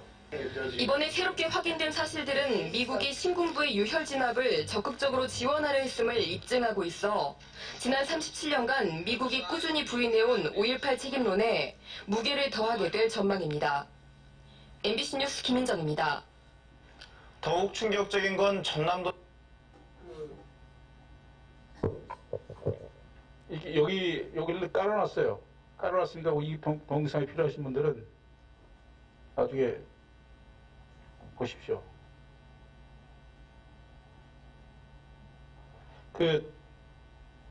내가 뭐 여기서 반미를 얘기하자는 건 아니고 하여튼 미국에 대한 정확한 이해가 이제 필요하다. 지금 한반도의 운명을 미국이 쥐고 있는데 이렇게 하는 게 맞나? 우리가 깊은 성찰을 해야 된다는 거고요. 그리고 미국은 저는 어떻게 생각하냐면 미국은 결론이 하나입니다. 미국은 아메리카 퍼스트예요. 미국은 미국의 국익을 위해서입니다. 지금 북미 간의 회담도 무슨 뭐 한국의 안보를 지켜주기 위해서 미국이 한다고 생각하잖아요. 미국은 자기의 국익을 위해서 하는 거예요. 한국전쟁의 참전도 한국민들의 생명과 재산을 보호하기 위해서 한 거라고 생각 안 합니다. 미국의 이익을 위해서 그런 거예요. 우리도 코리아 퍼스트를 외쳤으면 좋겠어, 나는. 예를 들면 그런 거죠. 사드를 배치하는데 우리가 몇 조 원의 엄청난 손해를 봤잖아요. 롯데의 골프장에 들어오는 바람에 롯데는 일본에서, 중국에서 작살이 났잖아요. 그러면 우리가 그렇게 얘기할 수 있어야 된다고 봐요. 옛날 그 박근혜 정부 때인데 미국한테 사드를 거기 넣으면 우리가 예상되는 손해가 이거다. 이걸 내가 감당할 수 없으니까 그럼 이걸 보완해줘라. 미국이 보완할 길이 없거든. 그러면 사드 못 들어온다 이렇게 얘기해. 코리아 퍼스트다 우리도. 이렇게 얘기해야 되는데 그렇게 못했다. 근데 이제 남미가 또는 북미가 종전협정을 맺고 평화협정을 맺으면 이제 그렇게 얘기할 수 있어야 된다. 그런 생각을 합니다. 저만 그렇게 생각하는지 모르겠는데 그런 생각을 하고요. 그럼 어쨌든 아까 짐 로저스가 얘기한 대로 짐 로저스는 그 사람 싱가포르에 살아요. 싱가포르. 집이 싱가포르예요. 근데 그 양반이 주장한 바에 의하면 그 양반은 남북 통합한국이라는 게 한민족 한국과 한 체제를 얘기하는 게 아니고요. 한민족 한국과 또는 한민족 형식상 두 국가 두 체제라도 민족을 중심으로 자유롭게 왕래하거나 교류할 수 있는 상황이 되면 자기는 전 재산을 여기에 투자하겠다는 거예요. 한국에. 그렇게 투자하겠다고 공언하는 사람인데 그리고 이건 골드만삭스 보고서 여러분 뭐 여러 번 나왔으니까 잘 알 거 아닙니까? 이거는 제가 10년 전에 제가 거의 10년 다 됐지 이때니까요. 골드만삭스 보고서 보고 만든 건데 이게 인터넷에 많이 돌아다니더라고. 이거 내가 만든 거 이게. 저작권 나한테 있는 거 이거. 근데 다른 신문이나 보도에 가면은 통합 한국이 뭐 2위까지 올라간다 그러는데 그거 아니에요. 골드만삭스에서는 정확하게 이렇게 얘기했어요. 중국, 미국, 인도, 브라질, 러시아, 인도네시아, 멕시코, 한국, 통합 한국 이렇게 얘기했어요. 근데 이 나라를 잘 봐, 이 나라. 그리고 실제로 우리가 영국, 터키, 일본, 프랑스, 독일 다 제낀다고 돼 있어요. 어떻게 이런 일이 일어날까? 이 나라를 잘 보면 두 가지 특징이 있습니다. 하나는 자원과 인구가 많고, 자원이 많고, 인구가 많고, 땅이 넓은데. 이 나라. 그러니까 결국 이 나라들이, 그러니까 자원의 가치가 훨씬 크다는 거예요, 지금보다. 지금 앞으로는. 이렇게 된다는 거고. 그래서 한국이 어쨌거나 통합하지 않으면 안 된다. 아까 얘기했지만 한국 사회를 그대로 옮기는 것이 아니라면 잘 합의를 봐서 좋은 사회로 통합 사회를 만드는 좋겠다. 이런 생각을 하는 겁니다. 뭐 북한의 지하자원 뭐 여러 가지 얘기하는데 저는 이 예를 많이 듭니다. 이게 마그넷 사이트 뭐 다 알죠. 마그넷 사이트 전 세계적으로 120억 톤이 있는데 북한에만 60억 톤이 있어요. 마그넷 사이트는 다른 물질들과 결합해서 마그네슘도 만들고 뭐 여러 가지 아주 유용한 물건들을 많이 만드는데 저게 얼마나 귀한 거냐면, 여러분, 금을 골드라고 그러잖아, 골드. 그리고 백금을 화이트 골드라고 그러는데, 마그네사이트의 정확한 명칭이 백색 금이야. 화이트 칼라 골드에. 그러니까 금같이 그렇게 귀중한 거예요. 화이트 칼라 골드. 이게 이렇게 많이 있어요. 2007년도에 보면 2007년도 7월 북한 단천의 대흥광산을 찾은 남북교류협력지원협회 인사들은 눈앞에 펼쳐진 광경에 깜짝 놀랐다. 산 전체가 하얀 마그네사이트였다. 그 뒤에 있는 산도 역시 하얀색이다. 북한이 인근의 한 산을 왜 백금산이라고 부르는지 이해할 수 없었다. 하얀 금이나 다름없는 마그네사이트 산이었다. 갱도를 뚫고 내려갈 필요도 없이 포크레인을 긁기만 되는 마그네사이트 노천광을 접한 것이다. 한국광물자원공사에 따르면 남한이 전량 수입에 의존하는 마그네사이트가 단천 일대만 36억 톤 묻혀있는 것으로 추정된다. 지난해 남한의 수입량이 19만, 이 정도라면 단천의 광산만 캐도 1만 8천 년간의 수입 분량을 대체할 수 있다. 이런 거예요. 지금도 그런지 모르겠는데 옛날에 북한의 그 교과서를 보면 김일성이가 이렇게 하고 이렇게 산을 가리키면서 동무들, 이 산은 그냥 산이 아닙니다. 돈산입니다. 이렇게 얘기하는 장면이 있어요. 이게 바로 단천에 있는 마그네사이트 산을 가리키는 거예요. 김일성이가 젊은 놈이 그걸 어떻게 알겠어? 일제 때 이미 조사하는 거예요. 일제 때. 마그네사이트는 리얼 머티리얼 그래서 희귀 광물이에요. 나중에 세계가 파동을 치면 이걸 주도권을 잡을 수가 있어. 이 광물로. 솔직히 말해서 장난을 칠 수가 있죠. 사우디나 중동 국가가 한때는 기름으로 장난을 많이 쳤잖아요. 왜 그래? 자기들이 독점하고 있으니까 상당량을. 이게 가능한 거예요. 북한의 자원이 많은데 다 필요 없고요. 몇 가지만 보면 이 히토리오하고 히토리오가 전 세계에 2억 톤이 있는데 중국에 8,900, 북한에 4,800톤 있어요. 4,800만 톤이 있어요. 근데 이게 양딜이라고 그래요. 양딜이라고. 뭐 저도 확인한 바는 없어요. 자료에만 이렇게 나와 있어요. 우라늄은 세계 매장력 1위입니다. 북이 가지고 있는 우라늄이 나머지 전 세계에 가지고 있는 우라늄 양보다 많아요. 그러니까 이것도 장악할 수 있는 거죠.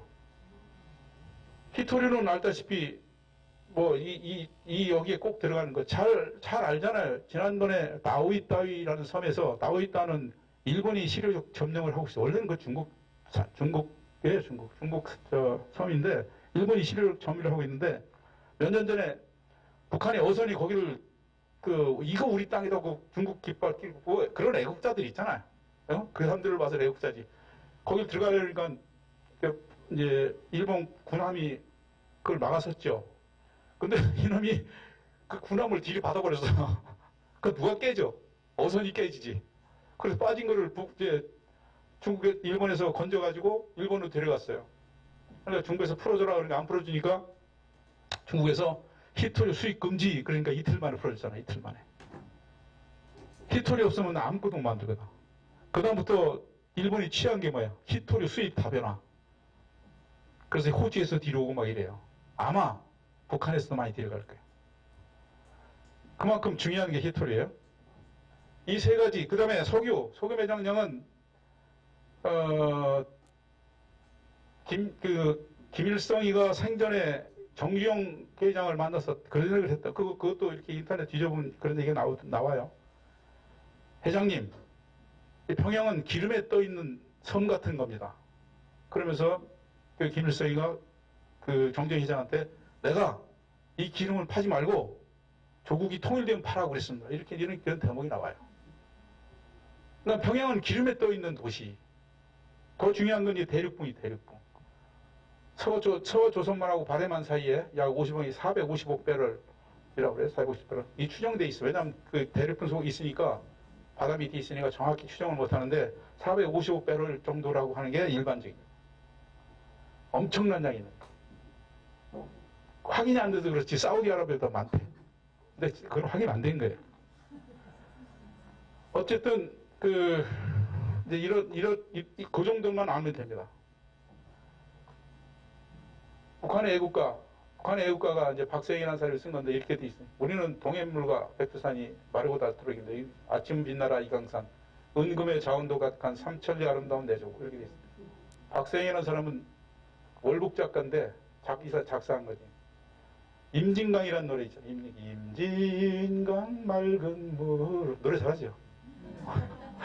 흘러 그 작사예요. 그 사람이 작사예요.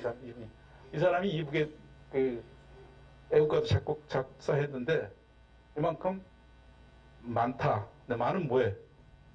우리가 같이 공유해서 민족을 위해서 쓸 수 있으면 좋겠다 하나 생각합니다. 이제 정리하겠습니다. 평양이 지금 북이 어느 정도로 그럼 바뀌고 있냐? 북이 지금 변하고 있다는데 어느 정도로 바뀌고 있냐? 북한에서는 자본가를 돈주라고 그럽니다. 돈주. 이게 쩐주에서 나온 말이에요. 쩐주. 돈주예요. 돈 자본가가. 근데 북한의 소자본가 10만 달러 이상. 우리 10만 달러 정도. 우리 얼마나 1억인가요? 10만 달러를 가지고 있는 사람이 약 10,000명 정도 있고요. 이게 2016년도 9월 달에 나온 자료야. 이걸 내가 이걸 한 장으로 만든 거예요. 논문인데 한 장으로 만든 거예요. 그러니까 요점 정리만 하는 거예요. 그리고 중돈주 100만 달러 가진 사람이 2,000명. 대돈주 1,000만 달러를 가진 사람이 이렇고요. 1억 달러 이상을 가진 사람이 10명 이상. 1억 달러면 1,000억이야. 상상이 안 되죠. 북한에 1,000억 달러, 1,000억을 가지고 있는 놈이 이렇게 많단 말이야? 10명 이상 있어요. 10명 이상. 지금 10명 이상 될 거예요. 이게 아까 얘기했지만 1년 반 전에 나온 논문이니까. 평양시가 서울시의 2배 정도 됩니다. 2배. 인구는 부산보다 조금 적어요. 300만 정도. 그런데 그래서 평양을 제가 여러 번 갔는데 평양에서 평양 시내를 벗어나면 여기 평양 갔다 오신 분들 있을 거 아니에요, 서로? 평양 시내를 벗어나면 완전 시골이야, 시골. 막 옥수수 밭 사이를 지나갑니다. 행정구역상 평양이야, 거기도. 평양이 그렇게 넓어요. 그런데 평양에 이 18구역, 우리 말하면 구지, 구. 18구역이 있는데 각 구마다 시장이 2개씩 있고 또 그 밑에 동이 몇 개씩 있는데 각 동마다 메뚜기 시장. 우리 같이 이 이게 바구니 갖다 놓고 파는 메뚜기 시장이 2개씩 있어요. 그러니까 이미 시장이 일반화되어 있다는 거예요. 작년에 목사님 한 분 갔다 오시더니 나한테 그런 얘기 하시더라고. 윤 사장, 야, 평양에 가니까 미국 신분을 가진 분이 있네. 옛날에 남대문 시장만한 시장이 있다는 거야. 그 옛날에 남대문 시장이 뭔지는 모르겠는데 하여간 크다는 뜻이지. 크다는. 엄청 크다는 거죠. 그런 시장이 있다.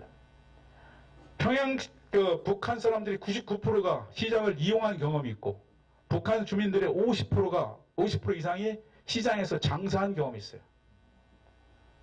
왜 그러냐면 첫째는 배급 제도가 거의 끊겼어요. 배급은 현재 북의 배급은 평양 시내를 중심으로 20만 명 정도밖에 배급이 안 되는 걸로 알고 있어요. 나머지 배급이 안 되니까 이게 각자 도생이야. 각자 살아야 돼. 그 대신 관리제도 우리식 관리제도라고 그래서 자율권을 많이 줍니다. 자율권을 많이 주고 판매권을 또 주고 실제로는 오버된 물량에 대해서는 우리로 말하면 인센티브식으로 더 줘. 가져가도록. 이렇게 하고 있어요. 이렇게 하니까 생산량이 급등하는 거예요. 여러분 잘 알다시피 농업 생산량이 급등은 그 3, 4, 5 포전제라는 거예요. 3, 4, 5 포전제. 여기가 북이 보통 협동농장에서 농사를 짓는데 보통 10가구에서 많게는 200가구까지 농장에서 운영을 하니까 생산성이 좀 떨어지는 거예요. 이거를 3 내지 4가구로 쪼갰어요. 그러니까 서로 알잖아요, 이제. 그리고 일정한 소출 이상은 본인이 갖도록 했어요. 그러니까 소출량이 급등해. 그래서 지금 먹고 사는 문제는 어느 정도 해결됐다. 아직도 좀 부족하지만 이게 일반적인 평가입니다. 세금은 13.5%만 내면 돼요. 평양에만 약 200개 식당이 있다는 거예요, 식당이. 근데 우리가 말하는 이 조그만 식당이 아니고 북에서 말하면 음악도 할 수 있고 노래도 할 수 있는 정도의 큰 사이즈의 식당 200개 있는데 개인이 하는 경우는 거의 없고 있긴 있어요. 개인이 하는 경우도 아까 싱가포르에서 교육받은 사람들이 창업하고 그런 사람들은 제가 볼 때는 100여 명 북의 권력하고 연결이 돼 있을 거예요. 나머지는 주로 어디서 하냐면 협동조합이나 분여회, 자치회 이런 데서 이렇게 운영을 합니다. 우리가 민통선 안에 그 마을에 가면 식당을 분여해서 운영하고 그러잖아요. 그런 형식으로들 많이 해요. 북에서. 그걸 많이 한다고 그래요. 그런 식당들이 200개 이상, 평양에만 200개 이상 있는데, 그리고 보다시피 개인 상점, 개인 사진관, 개인 약국, 개인 식당들이 사유가 급속도로 진행되고 있어요. 급속도로 늘어나고 있어요. 어쨌든 이 시장이 늘어나는데 지금까지 안타까운 거는 뭐냐면 이 시장을 대부분 중국하고 연결해서 합하고 있다는 거예요. 이런 경우가 있습니다. 예를 들면 뭐 조그맣게 이게 운동화 같은 거 거의 뭐 조잡스럽게 운동화 같은 걸 만드는 기계를 한 서너 개 갖다 놓고 아파트에 빈 창고 한 뭐 300~400평 되는 창고에서 그걸 찍어내는데 그 기계가 중국산이야. 중국의 중고기계. 중국 사람들이 중고기계 주고 이 북한 인력들 이용해서 거기서 약간 조잡스러운 형태의 운동화도 만들어내는 거예요. 근데 좋대요. 제품이 괜찮대요. 그 열악한 그 기계에서 이런 물건이 어떻게 나오냐 그러더라고. 그렇게 잘 만들어내는데요. 어쨌든 그렇게 생산하는데 누가 연결되어 있냐면 중국이 연결되어 있는 거죠. K그룹이라고 그러니까 아마 코롱 그룹 같은 K스포츠 그룹이라니까 코롱 스포츠 같은데 2006년도에 중국에다가 개성공단이 문을 닫으니까 중국에다가 800만 벌 옷을 주문했는데 사실은 거기서 400만 불은 평양으로 간 거예요. 누가? 중국 사람이. 그러니까 중국 평양 오이사 조치 이후로 직거래를 못하니까 중국 사람한테 오다를 주면 중국 사람이 평양 사람들을 고용해서 주로 단동 일대에서 400만 불을 만들고 나머지 400만 불은 평양에서 오다를 줘서 평양에서 만들어서 메이드 인 차이나에서 단동으로 보내면 단동에서 만들어서 한국으로 보내는 거예요. 바보 같은 짓이잖아요. 그러니까 중국 사장만 엄청 이익을 보는 거죠. 그 사업을 하는 사람들이 지금 얼마 전에도 만났는데 그런 얘기를 하더라고. 야, 앞으로 골치 아프다는 거야. 왜 그러냐 그럼. 옛날에 우리가 개성공단 운영하면서 거기서 좀 부족한 물건을 중국에 줬을 때는 중국 사장들이 네 하고 받아갔는데 지금 개성공단을 못 하잖아.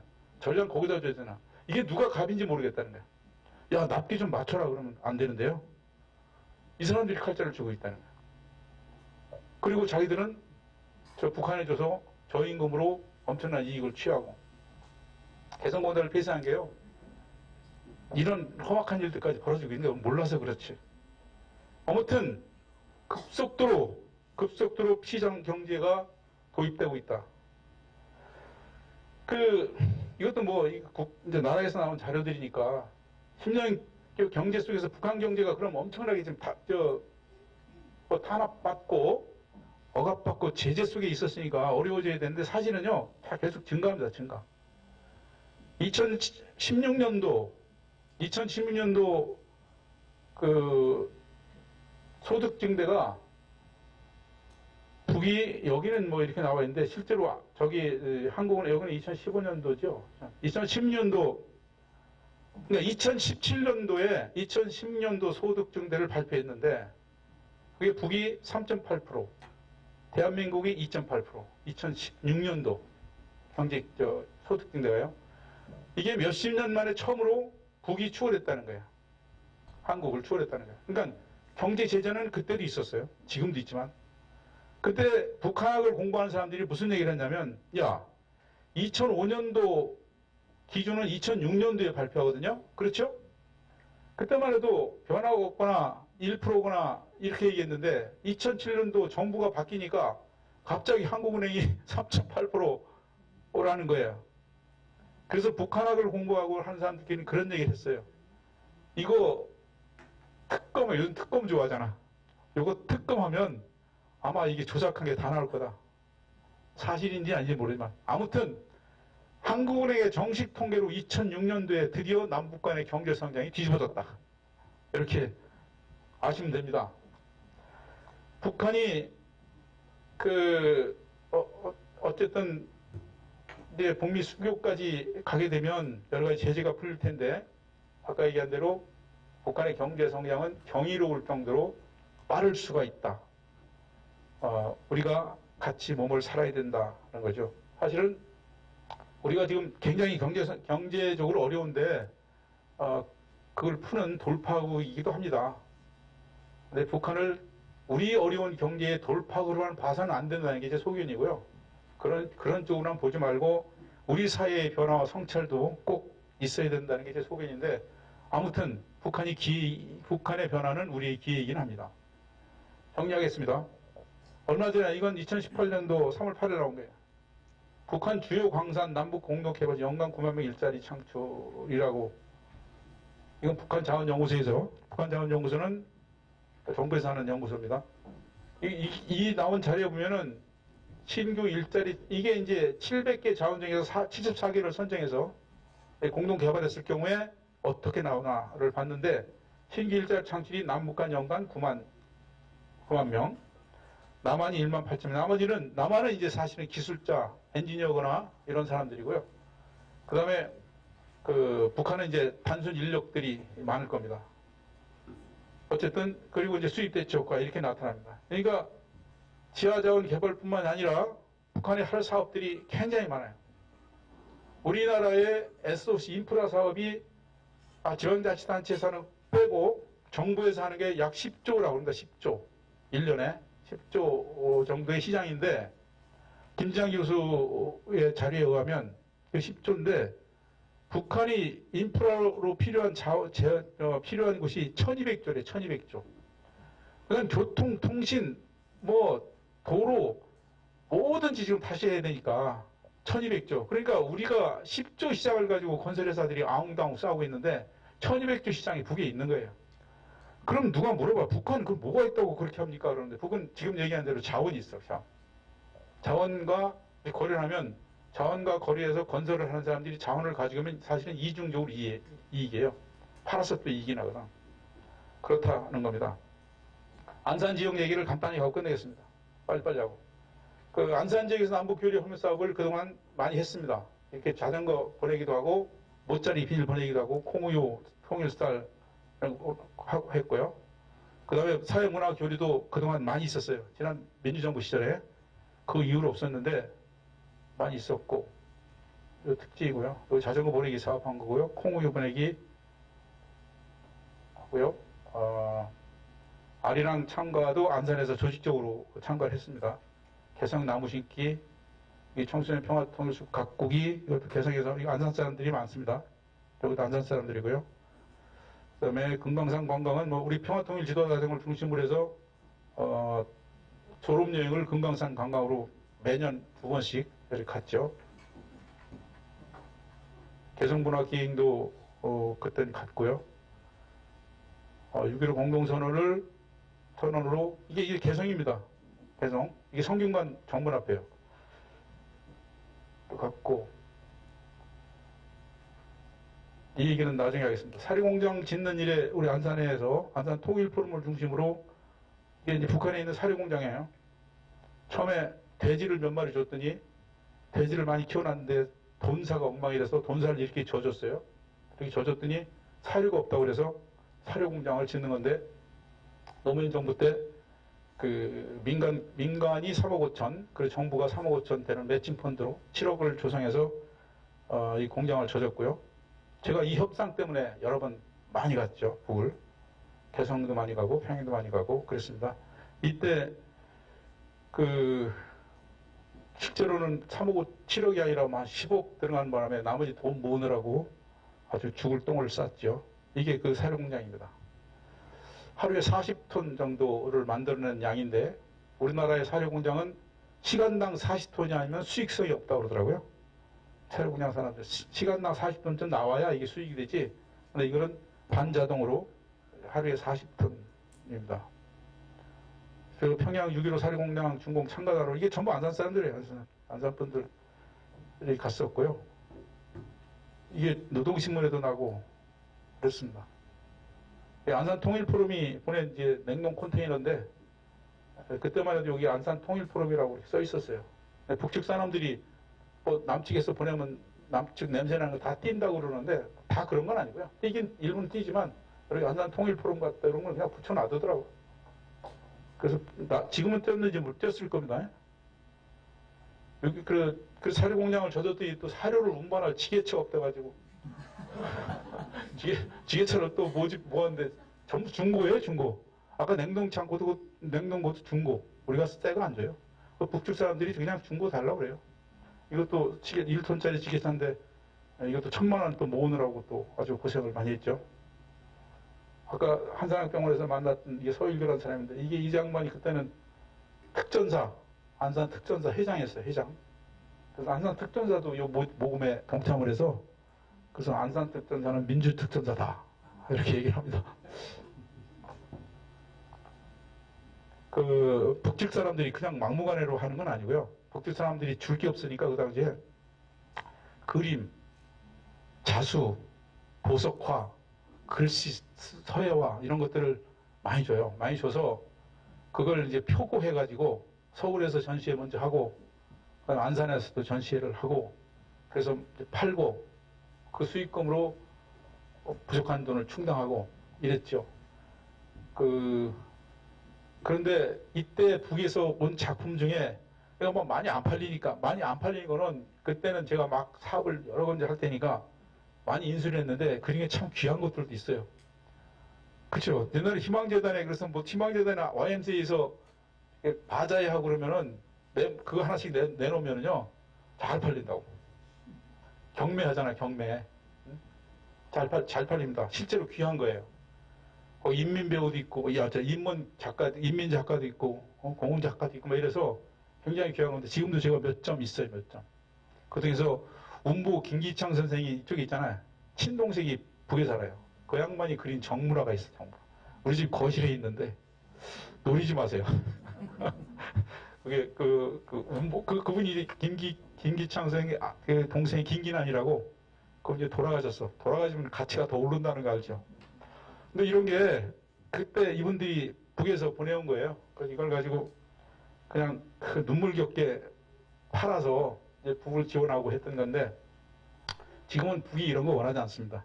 지난번 내가 86년도 5월 달에 그 조구전 조선 그리스도 연맹하고 5월 달에 심양에서 그리고 그해 11월 달에 금강산에서 제가 YMCA 대표로 종교인 대표로 협상을 했는데 그때 이미 한국 YMCA가 밀가루를 5만 톤 줄 게 있어요. 그래서 그걸 달라고 그러면 이제 다시 어떻게든 정부의 허가를 받아서 주겠다. 그랬더니 저보고 제가 안수 집사인데 장로라고 그래.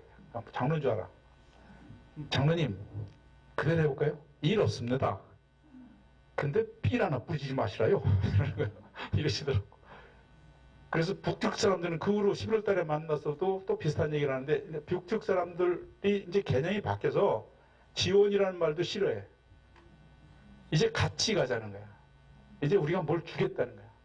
당신이 주면 뭘 주겠다는 거야. 같이 하자는 거야. 그래서 앞으로는 대북 사업은 일방적인 지원이 아니라 일방적으로 사실은 지원하니까 퍼주기 소리를 들었던 거 아니에요? 근데 앞으로는 두고 보세요. 그렇게 가지 않습니다. 공생, 공존, 공영 이런 쪽으로 앞으로는 갈 거다. 그리고 그렇게 가는 게 바람직스럽다. 이렇게 봅니다. 요거는 뭐 요 비슷한 얘기를 제가 안산시에다가 우리가 제안을 했어요. 엊그저께 안산시장 유력한 후보인 윤하섭 후보하고 그 협의를 했습니다. 그 통일조례도 만들고 이렇게 하는 걸 기왕 될 거 도와주고 또 우리도 얻으면 되는 거 아니겠나 하는 생각이 들어서 그 통일조례도 만들고 이런 것들을 좀 하는 걸로 협의를 사인을 하고 사진 찍었죠.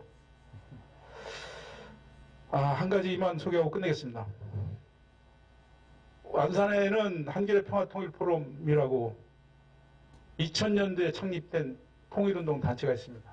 여기서 하고 있는 것이 평화통일 지도자 과정입니다.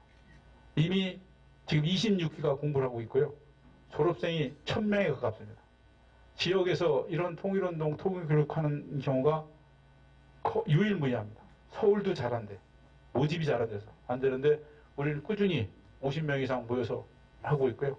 그 대표를 우리 한산학교 이천원 원장님이 통일포럼의 대표를 맡고 있습니다. 이 여러분 중에 가을에 통일포럼의 지도자 과정에 입학하시기를 원하는 분들은 저한테 미리미리 말씀해 주셔야 입학이 가능합니다. 정말이에요. 지금 26기를 하고 있는데 26기에 못 드는 사람이 한 20명 있어요. 지금 한 20명. 이미.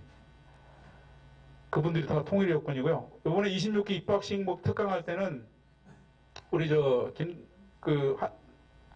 남북민간교류협의하고 대북 사업에 대한 협약식을 맺어서 앞으로는 남북민간교류협의하고 안산에 있는 통일 포럼이 같이 그 북에 진출하는 걸로 이렇게 했기 때문에 그런 사업들 할 때 여러분한테도 널리 알려서 동참해 주기를 요청하겠습니다. 여러분 같이 해주면 고맙겠습니다. 자, 하여튼 한반도 통일 코리아로 갑시다. 이게 우리 미래고 우리 삶이고 우리 가치입니다.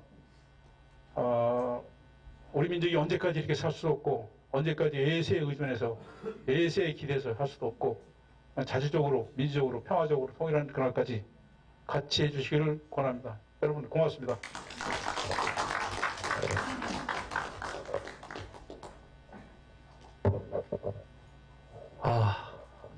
선생님들 가슴이 두근두근 거리지 않으십니까? 오늘 북미 순회 상봉 정말 북과 미국이 만나서 저는 오늘처럼 그렇게 트럼프가 예의 있게 말하는 것을 처음 본 것 같아요. 야, 제가 왜 저렇게 예의 있게 말할까? 제가 또 왜 저렇게 김정은 국무위원장에게 이렇게 친근하게 대할까? 그게 바로 윤기종 이사장님의 말씀에 다 녹여져 있었습니다. 우리 윤기종 이사장님께 여러분들이 주인이 되어서 직접 질문할 수 있는 시간을 드리겠습니다. 이 마이크를 좀 갖고 계시고요. 그냥 지나가지 않습니다. 아까 트럼프가 북미 순회상봉 이후에 한 기자들한테 한 30명 정도에게 질문을 받는 것 같아요. 신나가지고 질문 더 해도 된다, 오늘은. 뭐, 비행기 조금 늦추면 된다. 뭐 이러면서 아주 적극적으로 질문을 받는 과정을 봤는데요. 자, 여러분들 질문 있으면 질문을 손을 번쩍 들고 해주시면 고맙겠습니다. 자, 질문 주십시오. 예. 손 드신 건가요? 보원쌤? 예. 이렇게 손을 들기에.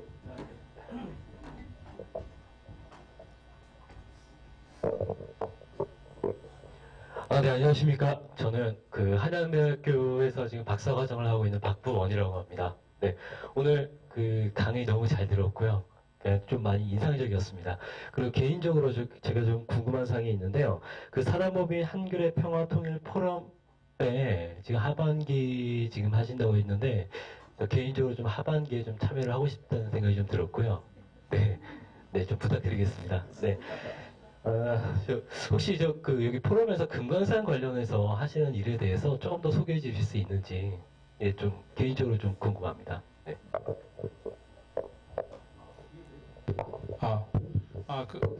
포럼에서는 금강산은 졸업여행으로 갔고요. 실제로 아까 얘기했던 개성의 나무 심기, 의약품 보내기 또는 돈사 보내기 이런 것들이 다 통일포럼이 주도적으로 안산에서 주도적으로 참여해서 한 거고요. 그런 대북 지원 사업을 주도적으로 했고요. 금강산은 졸업여행을 의무적으로 그때 갔었어요. 그러니까 한 기수가 끝나면 졸업여행을 1박 2일로 가는데 금강산으로 그때는 꼭 갔습니다. 갔는데 지금은 못 가니까 주로 이제 파주 또 강화도 이런 쪽으로 지금 가고 있죠. 네. 다음에 금강산 갈 게 있으면 같이 갑시다. 예. 금강산 찾아가자 1번 2천봉이었습니다. 예. 또 다음 분 질문을 해주셔도 되고요. 의견을 주셔도 좋습니다. 또는 오늘 북미 정상회담에 대한 자신의 의견을 얘기해 주셔도 좋습니다. 예. 그냥 마이크 없어도 될 것 같습니다. 그래서 있어야 되는 건가요? 제가 강의한다고 안산타임스의 김태창 편집국장인데요. 일부러 오셨어요. 우선 박수 한번 쳐주셔서 기사 잘 내주세요. 네, 저는 개인적으로 우리 윤기종 이사장님의 개인톡을 받고 왔습니다. 오늘 좋은 강의가 있는데 꼭 와서 들었으면 좋겠다 해서 제가 네 그러겠습니다 하고 왔는데 취재해서 기사도 물론 나가겠지만 저는 항상 말씀드리는 게 그렇습니다. 윤기종 이사장님 평양 갈 때 꼭 저 좀 낀 거 가지고 가십시오. 제 손을 꼭 잡고 가주십시오 하고 말씀을 드리는데 두 가지를 여쭤보고 싶습니다. 제가 언제쯤 평양에 갈 수 있는지 하고 또 하나 북한의 미국 대사관은 언제쯤 만들어질 것 같은지 그거를 오늘 이제 상상을 많이 해봅니다. 조만간에 되진 않겠지만 머지않은 장래에는 될 수 있겠다. 그거를 전문가적인 입장에서 언제쯤 가능할 건지 말씀해 주시면 감사하겠습니다. 제가 돌팔인데 가끔 맞춥니다. 작년에 그 문재인 정부가 들어서서 대북 정책이 하나도 바뀐 게 없잖아요. 개성공단도 안 열리고 금강산도 안 열리고 오이사 조치도 해제 안 되고 그러니까 많은 사람들이 아니 북한을 공부한다면서 문재인 정부가 저러면 되냐라고 식으로 저한테 막 비난을 하고 문재인 정부도 막 욕을 하고 욕몰젓을 하시는 건데 그때 제가 뭐라고 그랬냐면 우리 저 이천화 원장님도 다 들었어요. 여러 시민단체들이 있는 자리에서 지금 문재인 정부가 들어서서 촛불 시민혁명에 의해서 정권을 잡아 들어섰는데 북한 문제를 먼저 치고 나가면 이 사회가 다시 반복 프레임으로 쫙 깔린다. 그래서 아무것도 못한다. 내 생각에는 적폐청산이 어느 정도 이루어지면 시작할 거다. 그게 언제냐? 이명박까지 구속할 때다. 이명박까지 구속되면 그렇게 될 때인데 그게 언제냐? 적어도 지방선거 이전인데 아마도 올림픽 전후에 가능할 거다. 근데 그게 딱 맞았잖아요. 딱 뭐요? 그래서 내가 요번에 딱 맞춥니다. 다시. 올해 안에 제가 갈 가능성이 있어요. 지금 이제 그 논의가 있거든요. 그래서 제가 혼자 가지 않고 가능하면 우리 김택장 국장님 같이 갈 수 있으면 가겠고요. 그 북핵 프로그램 중에 우리가 간과하는 게 하나 있는데 근본적으로 없애려면 원자로에 있는 것들을 해체해야 되는데 이걸 처음에는 트럼프도 단숨에 해결하자고 했던 거예요. 근데 그게 기술자들에 의하면 최대 2년 걸린대. 빨리 해도. 그렇게 막 빼고 부술 수 있는 게 아니라는 거야. 그러니까 이게 안 되는구나. 단계적으로 가야 되는구나. 이걸 미국이 알을 내서 안 게 아니라 방법이 없어서 아는 거예요. 그렇다면 2년이라는 시간이 우리 머릿속에 있는 거예요. 그러니까 앞으로 2년 안에 그 대사관이 그러니까 이게 방법은 이런 겁니다. 지금 이제 종전선언을 하고 평화협정을 맺고 북미 수교를 하고 이런 거거든요. 그러니까 종전선언은 곧 이루어질 거예요. 판문점 선언에 의하면 문재인 대통령하고 김정은 국무위원장이 올해 안에 종전선언 한다고 명기했어요. 그러니까 종전선언은 무조건 올해 안에 합니다. 저는 그렇게 예상을 해요. 7월 27일 날 극적으로 할 가능성이 없다. 이게 정전일이거든. 그래서 이거 프로파간다에 굉장히 강한 트럼프가 아마 7월 27일 날 정전일 날 셋이 만나서 종전선언하면서 또 세계의 스포트라이트를 받을 가능성이 매우 높다. 이렇게 보고요. 저는 이런 생각을 가져봅니다. 6.23 지방선거 하루 전날 북미 정상회담을 했듯이 11월 지방선거를 중간선거를 앞두고 미국에서 그 전쯤 어떻게 하지 않을까? 그것도 일리가 있는 분석이에요. 하여튼 어쨌든 올해 안에는 종전선언을 할 거고 내년에 이제 평화협정 체제에 바로 돌입하면서 2단계 조치를 할 거고 늦어도 2년 안에 북미 수교가 이루어진다. 저는 이렇게 봐요. 맞는 이슬림 두고 봅시다. 네. 야, 우리 북미 수교를 위해서 2년만 기다리면 된다는 손뼉 한번 쳐주시죠. 자, 그리고 요 필름 그대로 기억해 두시고 2년 후에 우리 윤기종 이사장님의 말씀이 맞으면 그날 이렇게 맛있는 막걸리 제가 쏘겠습니다. 여기 있는 분들 다 쏘겠습니다. 자, 또 질문 주십시오. 예. 이분도 최혁수라는 분인데요. 사관을 하셨는데 구세군 사관을 하시다가 옷을 벗고 지금 고잔동에서 다문화 협동조합을 만들어서 이사장님이십니까? 네. 이사장으로 취임하셨고 다문화 아이들을 위해서 아주 열심히 분해요. 제가 얼마나 유명하냐면 제가 한다니까 오셨어. 내가 시간 있으면 오시라고 그랬더니 박수 한번 주시고. 너무 감명 깊은 강의 감사하고요. 그 민간교류협의회에 대해서 많은 일을 하시니까 궁금해서 질문을 드립니다. 저희 어머니가 개성이 고향이시고 예. 145태 때 내려오셨어요. 살아계세요? 네. 예. 이제 저희 외가쪽 분들도 다 벽제 파주 이쪽에 막 모여 사십니다. 통일을 기다리면서. 근데 저도 또 예전에는 북한에 이제 이북에 밤나무 심어주기 때문에 이제 다닌 적이 있고, 근데 이제 이 서로 교류가 시작되면 이제 뭐 경제나 체육이나 문화가 많이 교류가 될 텐데, 근데 그때 이제 북한의 문화가 과연 우리나라 문화를 얼마나 많이 이제 많이 뭐라 그럴까요? 뭐 지배를 한다 그래야 되나? 많이 서로 교류하는 가운데 얼마나 많은 영향력을 끼칠 수 있을까? 동독과 서독의 경우를 빗대어서 본다면 어떻게 생각하시는지? 네. 우리가 지금 착각하는 게 있는데요. 사실은 제가 느끼기에는 제가 여러 번 갔다 왔다 그러세요. 제가 느끼기에는 그 문화 교류나 체육 교류 이런 면에서는 북이 훨씬 더 개방적이에요. 탈북자 세터민들 얘기 들어보시면 북에 있을 때 대한민국 노래 대여섯 곡은 다 한다고 그러잖아요. 그리고 무슨 댄스 팀 두고 이름 다 알아요. 여러분 북에 가수 현송을 빼놓고 아는 사람 있어요? 노래하는 거 있어요? 저도 모른다고. 저도 임진강하고 심장에 남는, 저는 그래도 그 공부를 하는 사람이니까 심장에 남는 사람 뭐 이런 거 몇 곡 외에는 정말 몰라. 훨씬 더 많이 알아요. 거기 CD라든지 이런 것들도 우리보다 훨씬 많이 가지고 있어요. 우리는 전부 국가보안법에 걸려. 없잖아.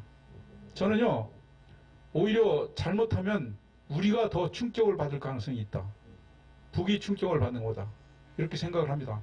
그래서 교류를 하면서 남북 간의 충돌은 어느 정도 있겠지만 크게 걱정할 필요 없다. 없고, 아까 제가 말씀드린 대로 한국 사회가 갖는 대표적이고 부패한 것들이 있어요. 북도 물론 바꾸고 고쳐야 될 것들이 있잖아요. 이런 것들을 우리가 서로 이번 기회에 서로 떨궈내는 통일, 떨궈내는 합의, 떨궈내는 교류 이런 걸 하자. 저는 그렇게 생각합니다. 그래야만이 진정한 통일이 된다. 이렇게 보고 있어요. 하여튼 걱정할 필요는 너무 없다. 남북 문화교류, 체육교류는 많이 할수록 좋다. 이렇게 생각합니다. 예, 정말 들으면 들을수록 손뼉을 안 잊혀드릴 수 없죠. 다시 한번 또 손뼉 부탁드립니다. 저는 참 이 북한 전문가도 많이 봤고, 그 다음에 통일운동가도 많이 봤는데요. 정말 이렇게 교묘하게 통일운동을 하시는 분을 처음 봤어요. 공부는 공부대로 하고, 또 대북사업은 대북사업대로 하고, 또 인원사에서 명망은 또 명망대로 갖고 계시고, 물론 사업은 좀 어려워져서 힘들고, 그럼에도 불구하고 우리 4.16교육 연구소에 저기 보면 후원에 한사랑 병원도 보이고, 주식회사 하지 알카리수 보이죠? 우리 하지 알카리수 사장님이세요. 우리가 윤기종 이사장님의 은혜에 보답하는 길은 하지 알카리수 많이 사서 먹는 겁니다. 우리 이문학 강좌도 도와주셨어요. 우리 이철원 원장님도 많이 도와주셨습니다. 자, 좋습니다. 한 번만 더 질문 받고 뒤풀이 가도록 하겠습니다. 자, 질문 또 해주실 분. 우리 이기경 선생님 좀 날카롭고 예리한 질문. 고맙습니다.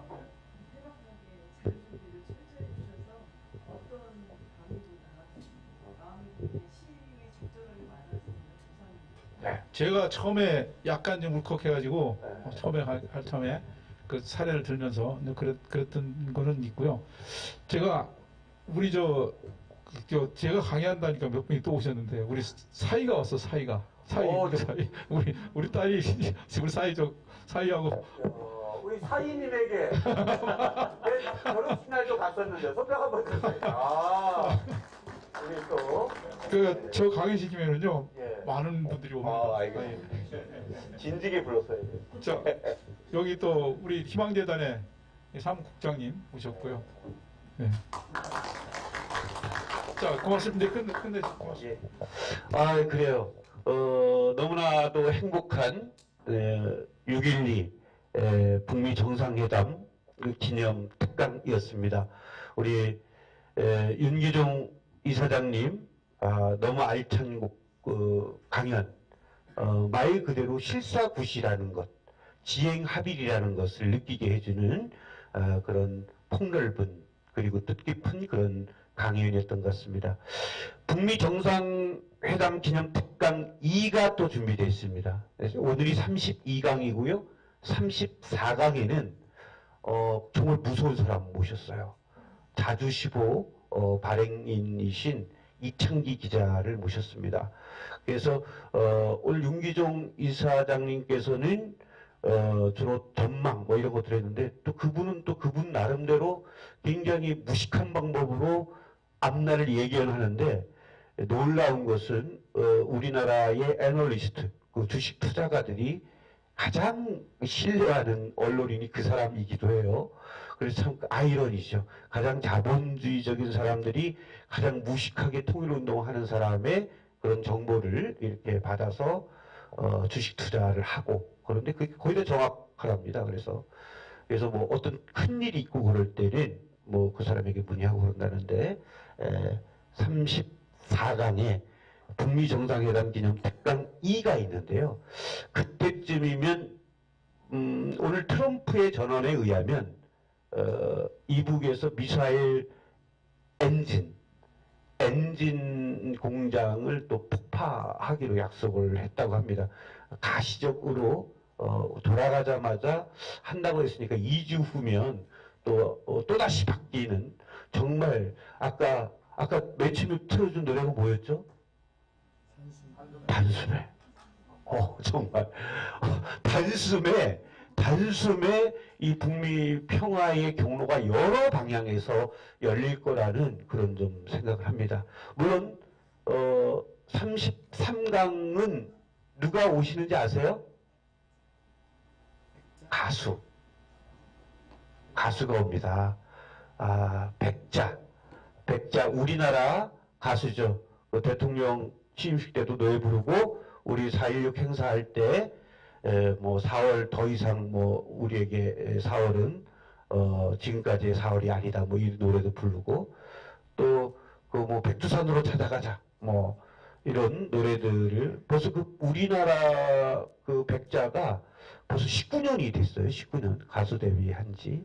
그래서 내년에 20주년 기념공연을 또 백두산에 가서 한다는데 모르겠습니다. 그래서 이 백자가 직접 노래도 불러주고 공연도 합니다.